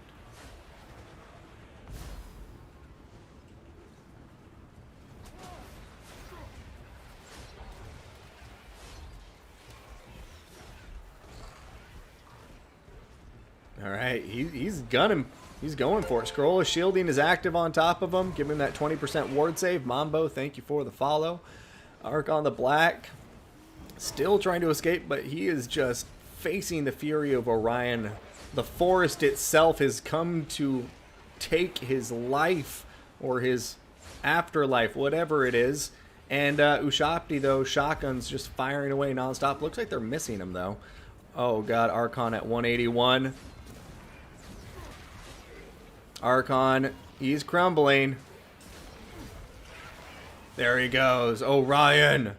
He may still lose this fight, but he didn't go down without a fight. Over here, Orion, what's your health at, buddy? 640. Looks like he's trying to pull through and attack the Ushabti with great bows, and he's going to succeed, immediately causing them to crumble. Branch Wraith over here isn't dead either. Can Orion win the day? He needs Gehenna's Golden Hounds to go down. Or not Gehenna's Gold. The Hounds of Orion need to go down here is what he needs. But he's staying in combat now. He's 500 HP. Just doesn't look like he's trying to run away at this point. He has a little regeneration. Earthblood going down, trying to keep him in the fight. As I mentioned, he's unbreakable, but the balance of power getting out of hand, and now the Branch Wraith is beginning to waver. Orion may have an opportunity to charge out of the blob and attack these Skeleton Horse Archers. Looks like he's taking that opportunity. If he can crumble anything out, he will be in a good position here as an Unbreakable Lord. He's getting back up to 700 HP, approaching that 1K mark, and it looks like the Branch Wraith hanging in there just barely. Oh, he got knocked down! Orion. You get knocked down by some bones. Balance of power really against him now. The only thing that can save him is the Hounds of Orion. If he has the Hounds of Orion, I can't remember. Does that have a max use? 3. Oh, has he already used it 3 times? If not, that would be pretty epic. Got to keep an eye on his HP. 654. These guys are critical binding now. They are no longer crumbling. Orion taking this opportunity, though, to come out and charge the Skeleton Chariots. He has that regeneration when he's below 20% HP. and he's going to be using it as much as he can, and he's fulfilling the attacking role right now. I think, what's his speed at? 55? With the charge bonus, it looks like he should be able to get maybe an attack off. Yeah, he destroys one of the chariot models. Destroys 2 chariot models! A melee attack with a ranged attack combo. You dirty, dirty boy, Orion. Here he goes. Now he's going to get in combat with some Nehekara horsemen. He's down to 681 HP. He's hitting the chariots. Knocking them out pretty good. Over here, skeleton spearmen coming back into the fight, though. Nehekara horsemen. Oh my god. Orion with the regeneration here. What is that ability called again? Let me not forget. Cloak of Isha. And he may just pull it off, ladies and gentlemen. Mel Gibson. Orion. Freedom! Aye, we bonny bollocks. Fucking, I don't know Scottish. Anyway, that was embarrassing. Sorry to my ancestors. And will Orion pull it off? They are crumbling. Balance of power is back to dead even now. Chariot's turning around to cycle charge him, but he's a monster. Every hit destroys a chariot. Everything is crumbling. They can't face the fury of Mel Gibson. He has 500 HP though. Flirting with 400. He's not disengaging in my book as long as he's attacking things in the blob. All he's been doing is like giving different attacking orders. I wouldn't...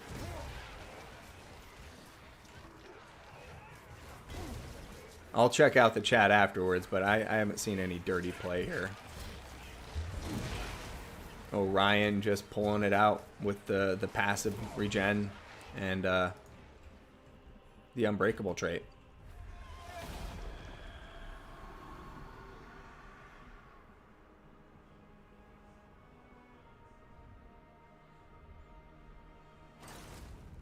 Yeah, he was surrounded the whole time. Like, he never disengaged and ran away. Like, the only time you could say he disengaged, he was chasing chariots. And I consider that legitimate because, as we saw, the result of him chasing those chariots was he melee and killed one with his charge bonus, giving the speed to do so. And then he killed the other one with a javelin. It was badass. Like, that was just sick. Orion, like, really being the win condition there in the late game from Charix. And balance of power was really against him. Really, really against him. And Orion being the deciding factor. No doubt about it. I mean, the Branch Wraith gets a huge shout out too because he did some good work. Hera back, thank you for the subscription. What a comeback indeed, my man. This has been some crazy... these have been some crazy matches today. Super excited with the quality of play. And that's 4 months of subscriptions from Harabeck. So thank you so much for that, my friend. Taking a look over here at Orion, 4,200 value. Boy, you go, boy. I love you, Orion. Got 1,300 on top of the Branch Wraith. Dryads getting shut down pretty hard by the Chariots, I would say. Still, you know, killing off a good amount of the skeletons, I'm sure. Wild Riders had a rough go of it, but they did get some good plays in. Great Stag Knights. You know, like, really, it was... They couldn't have done it with the Cav or anything, but, I mean, it's Orion here. Orion making his appearance back in the scene and saying, like, hey, I don't know how you guys have forgotten about me because I still exist. Beautiful game to start out the series. Let's go ahead and see what happens in round 2. We now have Hanadins giving the first picks.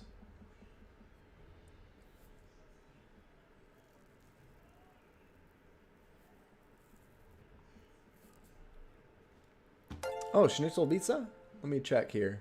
Hey, Nemesis Beats, thank you. So, Schnitzel, I'm going to read off my most recent subscriptions.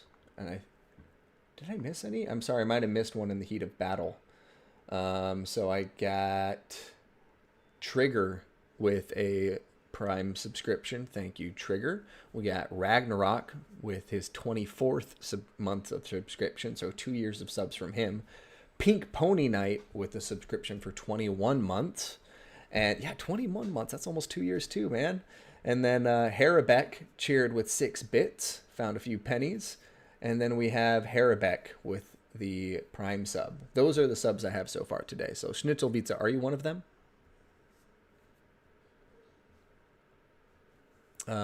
If not, yeah, maybe just refresh or something.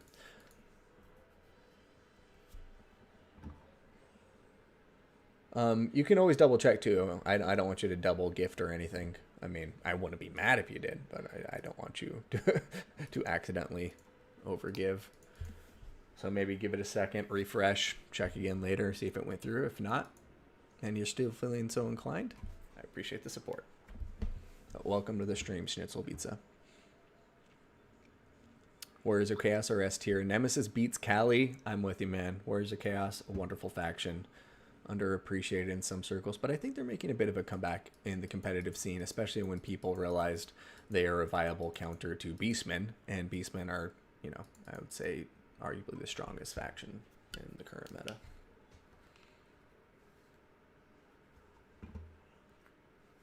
All right, Wood Elves and Beastmen map set. Charks and Lizards. Wood Elves being the pick from Hanadins. So we've seen this is our third Wood Elf Lizardman matchup today. I think. I don't think I'm mistaken there, but maybe I am. Somebody in the chat let me know if that's the case. But let's go ahead and update the faction banners.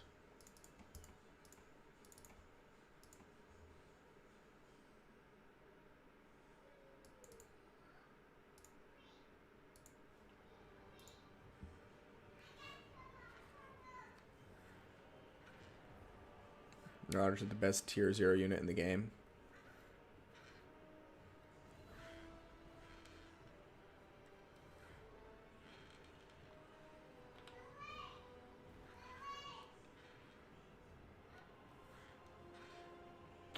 Gotcha. No worries, Visa. I appreciate the support, and I'm glad you're enjoying the content, man. Kolek Sin Eater is the best lord in the game. I don't know. I'm more of an Archaon boy or a Sartorial boy, but yeah, Kolek's cool. Alt tabbing on ladder.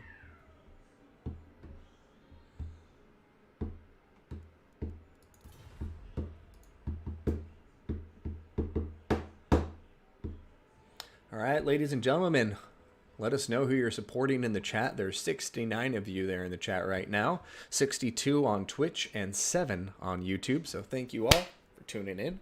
And for those of you who watch the replay afterwards, I hope you enjoy it. There have been some long lapses in time without battles going on, so feel free to skip ahead. Here we have it, though. It's match point for RTK Charx. Yes, the Lizardmen against the Wood Elves. I think the last matchup we saw here, the Wood Elves won with a pretty good rush build, and it was Hanadin's, as a matter of fact. But this time he's up against Charx, so we do not know what his Lizardman build will be like. This is going to be interesting. Hanadin's an aggressive player.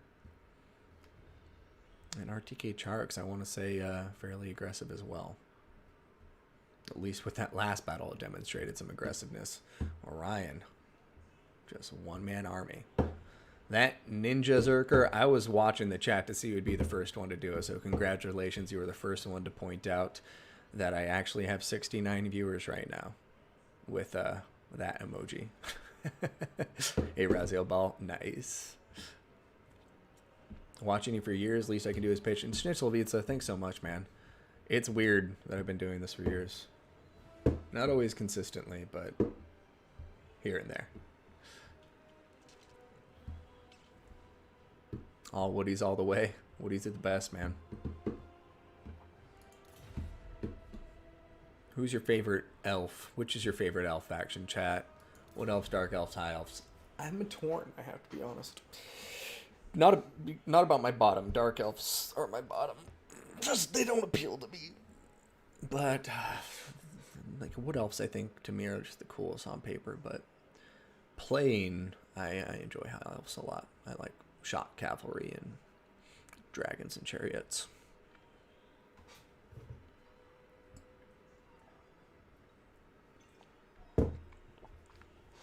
All right, got Rocket Ruin here. Giving a shout out for Hanadins. Are you ODM Rocket Roo? Or do you just like Hanadins as a friend or something? Are you in a relationship with him?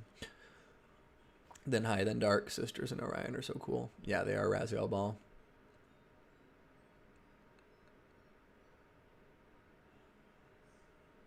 Yeah, time flies, doesn't it, man? But I'm honored that I was part of the crew who inspired you to make your own stuff, man. That's awesome. Let's get rid of this stuff, though, and I'll see you guys on the battlefield, and we'll get back to the chat in just a minute.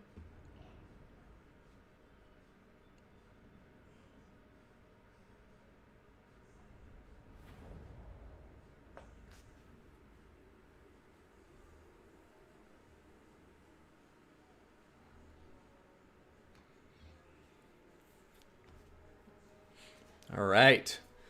Got some Charek support. Got some Hanadin support. Hell yeah. And Gojira Gaming. You like Elves in the Blood Bowl, but Greenskins, man, you can't bring yourself to play him in this. And not ODM. Okay, Rockaroo, thanks for letting me know. So, let's get to it. It's round 2. We're going to start with our red player, who's bringing the Lizardmen, RTK Chareks, on match point. Up in front, we're going to have ourselves some Chameleon Stalkers. Looks like 1, 2, 3, and 4 of them. Going to be looking at a Saurus Warrior front line, all of them with shields. We're going to have 5 of them. 3 Skink Cohort with Javelins. We got ourselves an Ancient Salamander. Then we're going to have 2 Skink Chiefs on the field. Got a Slann Mage Priest of Fire with Fireball and Burning Head. I absolutely love the Slann Mage Priest of Fire. Lore of Fire with Crazy Winds of Magic is a blast. Other than that, Kindle Flame will also synergize nicely here with the Ancient Salamanders, although I have to be honest, I like Solar Engines much more than Salamanders. Just think they're more competitive. But let me know what you guys think in the chat. Their armor is better, their range is better, and they have the blinded effect. But we'll see if that flammable stacks with the Kindle Flame and they can get some boohoo damage out. Now, so 2 Ancient Salamanders, Slann Mage Priest, and yeah, that's going to round out the Lizardman army. Very little in the way of mobility, so I think that's going to be their biggest challenge here against the Wood Elves. Wood Elves are going to be bringing an army that has good mobility, so 4 Glade Riders with spears in the backline, front line of Eternal Guard with shields, looks like 5 of them. Going to have the Dryads in the center, and then the same combo of Glade Guard, 3 with Starfire Shafts, 1 or 2 with Hagbane Tips. Then we're going to have the 3 War Dancers in the back line, and Drika, Penumbral Pendulum, and the Malevolent Dryad Summon going to be her loadout. So, that rounds out both players' armies. And yeah, Glade Riders with Spears is going to be key here. And First Blood has been drawn, and I have to say that was a beautiful target. It was able to get 2 for 1, hit the Eternal Guard and the Dryads. And already, so far, some good fireball belches from the Ancient Salamanders. Chameleon Stalker's going to be pulling back. Going to be throwing a couple of their explosive rounds into the Wood Elf Infantry, and here it goes. Ooh, nice damage there. I think Chameleon Stalkers are an underappreciated unit, but actually I shouldn't say that. I see plenty of people bringing them in the fight now. And already, Lizardmen getting some really good damage with their skirmish fire here. The Skink Chiefs helping out. The Upchucking Salamanders doing a ton of damage. But right now, this Ancient Salamander getting a bit lazy.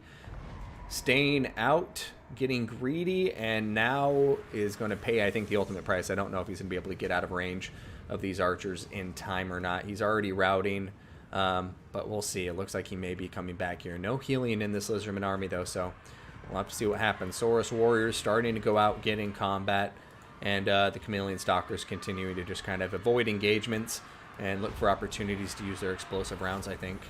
Over here, Burning Head, or Penumbral Pendulum, actually, coming through, decimating some of the Saurus Warriors in that first line engagement. Skink Cohort getting into position, doing some nasty damage to the Glade Riders trying to come in. Glade Guard Starfire Shafts targeting the other Ancient Salamander now, though. Anyways, but it looks like the Lizardmen are winning the front line hardcore. I have to say, this Saurus front line, after the damage that the Lizardmen were able to do with the skirmish fire, the Sauruses are proving to be more than enough to dominate right now. Burning Head, potentially going to be devastating. Oh, wow. Catching quite a few Wood Elf forces in its path and just leaving a path of destruction in its wake. Lizardmen starting to look really strong now. Chameleon Stalkers, not bad in combat when push comes to shove. You can see they're over here taking out War Dancers and keeping them on the route. Saurus Warriors, I mean, the Lizardmen are definitely strongest on their left flank, but it looks like they even have some just like completely unengaged Saurus here in reserve. Slann Mage Priest is completely unpressured at the moment. Skink Chiefs are firing away.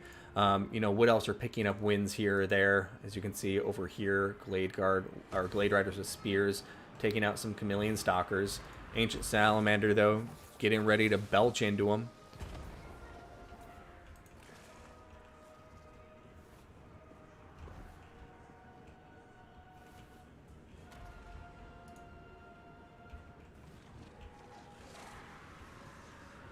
Ooh, another nice hit. Sorry, I can't resist. I love seeing big old fireballs from lizards kill things. And right now, Charix is looking really strong.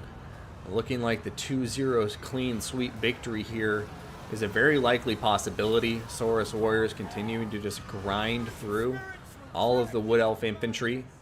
Wood Elves also really low on their skirmish power too. They have good ammunition, but you can see this looks like the Lizardmen have been able to get a lot of damage on top of all of these forces. Salamander, one of them has been dealt with, it looks like, by the Glade Riders with spears. Well played there, but Wood Elves are running out of options. They need to get something moving quickly here. I can't recall if we've seen the Malevolent Dryad summon coming in or not, but I have to imagine it would have been used by this point because situations are dire. You don't want to waste time and not use that immediately. Ancient Salamander getting the Cold Blood to counteract his rampage. And it does look like... Ooh, there it is! Malevolent Dryad summon coming in. They're going after the Skink Chiefs. We'll see if they can catch them or not. Blood Statue of Spite going down on top of the summon immediately. Skink Chiefs do have 46 speed. Malevolent Dryads only 37. But it looks like they're going to be able to get on top of one. But they already took a fireball from the Ancient Salamander.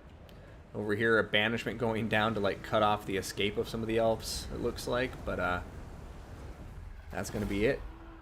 Ladies and gentlemen, a GG, well played. RTK Charix, after a very close first win, able to, with Orion, taking out the Tomb Kings single-handedly. We're going to see quite a convincing victory in the second round from him with this Lizardmen Fire Army against the Wood Elves brought by Odium Hanadins. And keep in mind, this Wood Elf army is the same army we saw earlier today take out a Lizardman army quite convincingly. But right here, this army suffered mightily at the hands of this Lizardman force.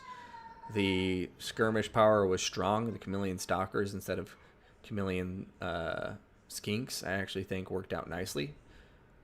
Giving them the ability to, be a bit more aggressive against this very melee-focused Wood Elf army. So well played. GG to both players, but RTK Charix going to get a clean sweep victory here. GG, well played, and nice Burning Head. Great games. Congrats to Charix.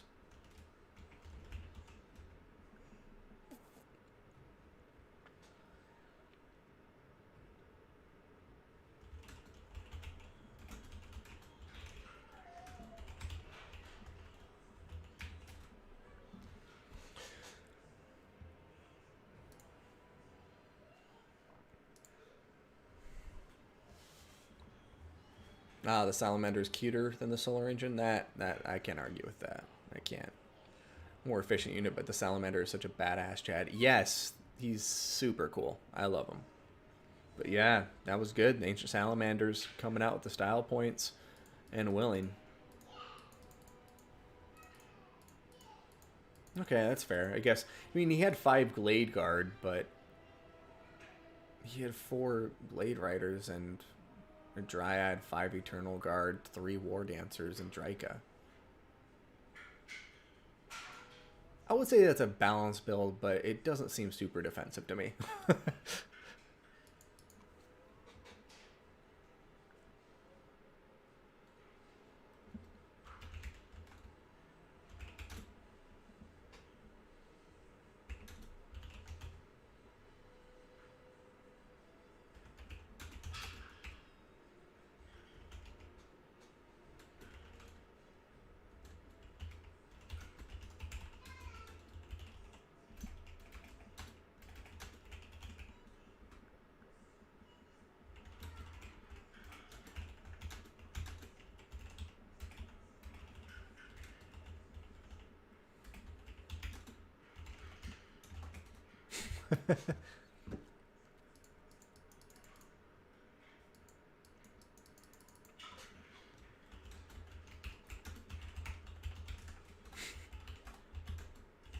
All right, anyways, GG, well played once again to both of them.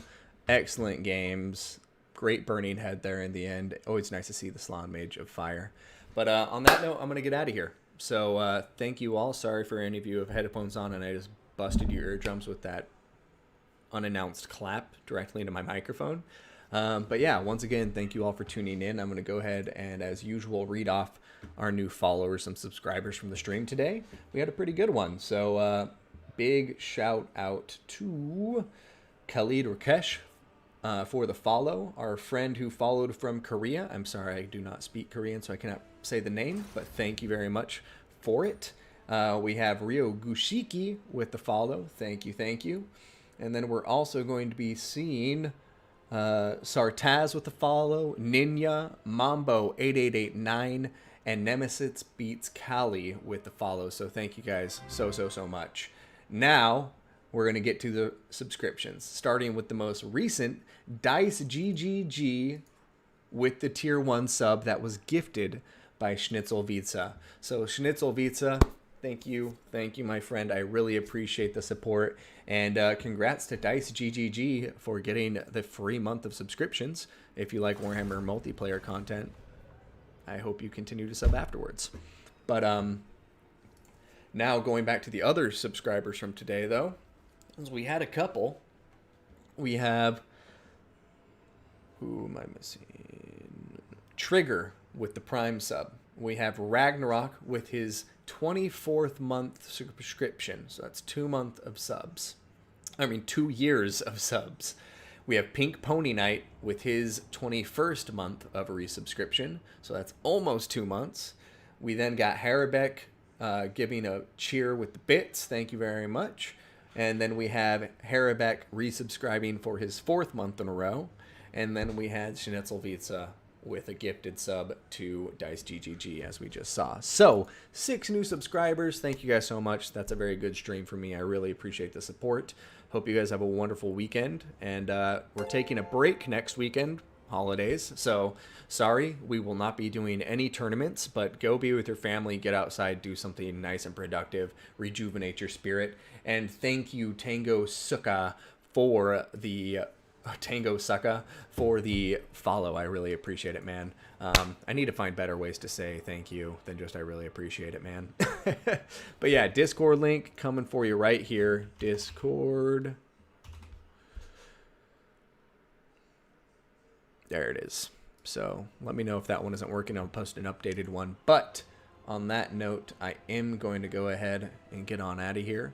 So thanks everybody for tuning in. Take care of yourselves. We're taking a break next weekend, but I'll try to get some streams, at least one in, over the holiday break. Just no tournaments though, since we all got lives to live. Take care everybody. I'll see you on the battlefield.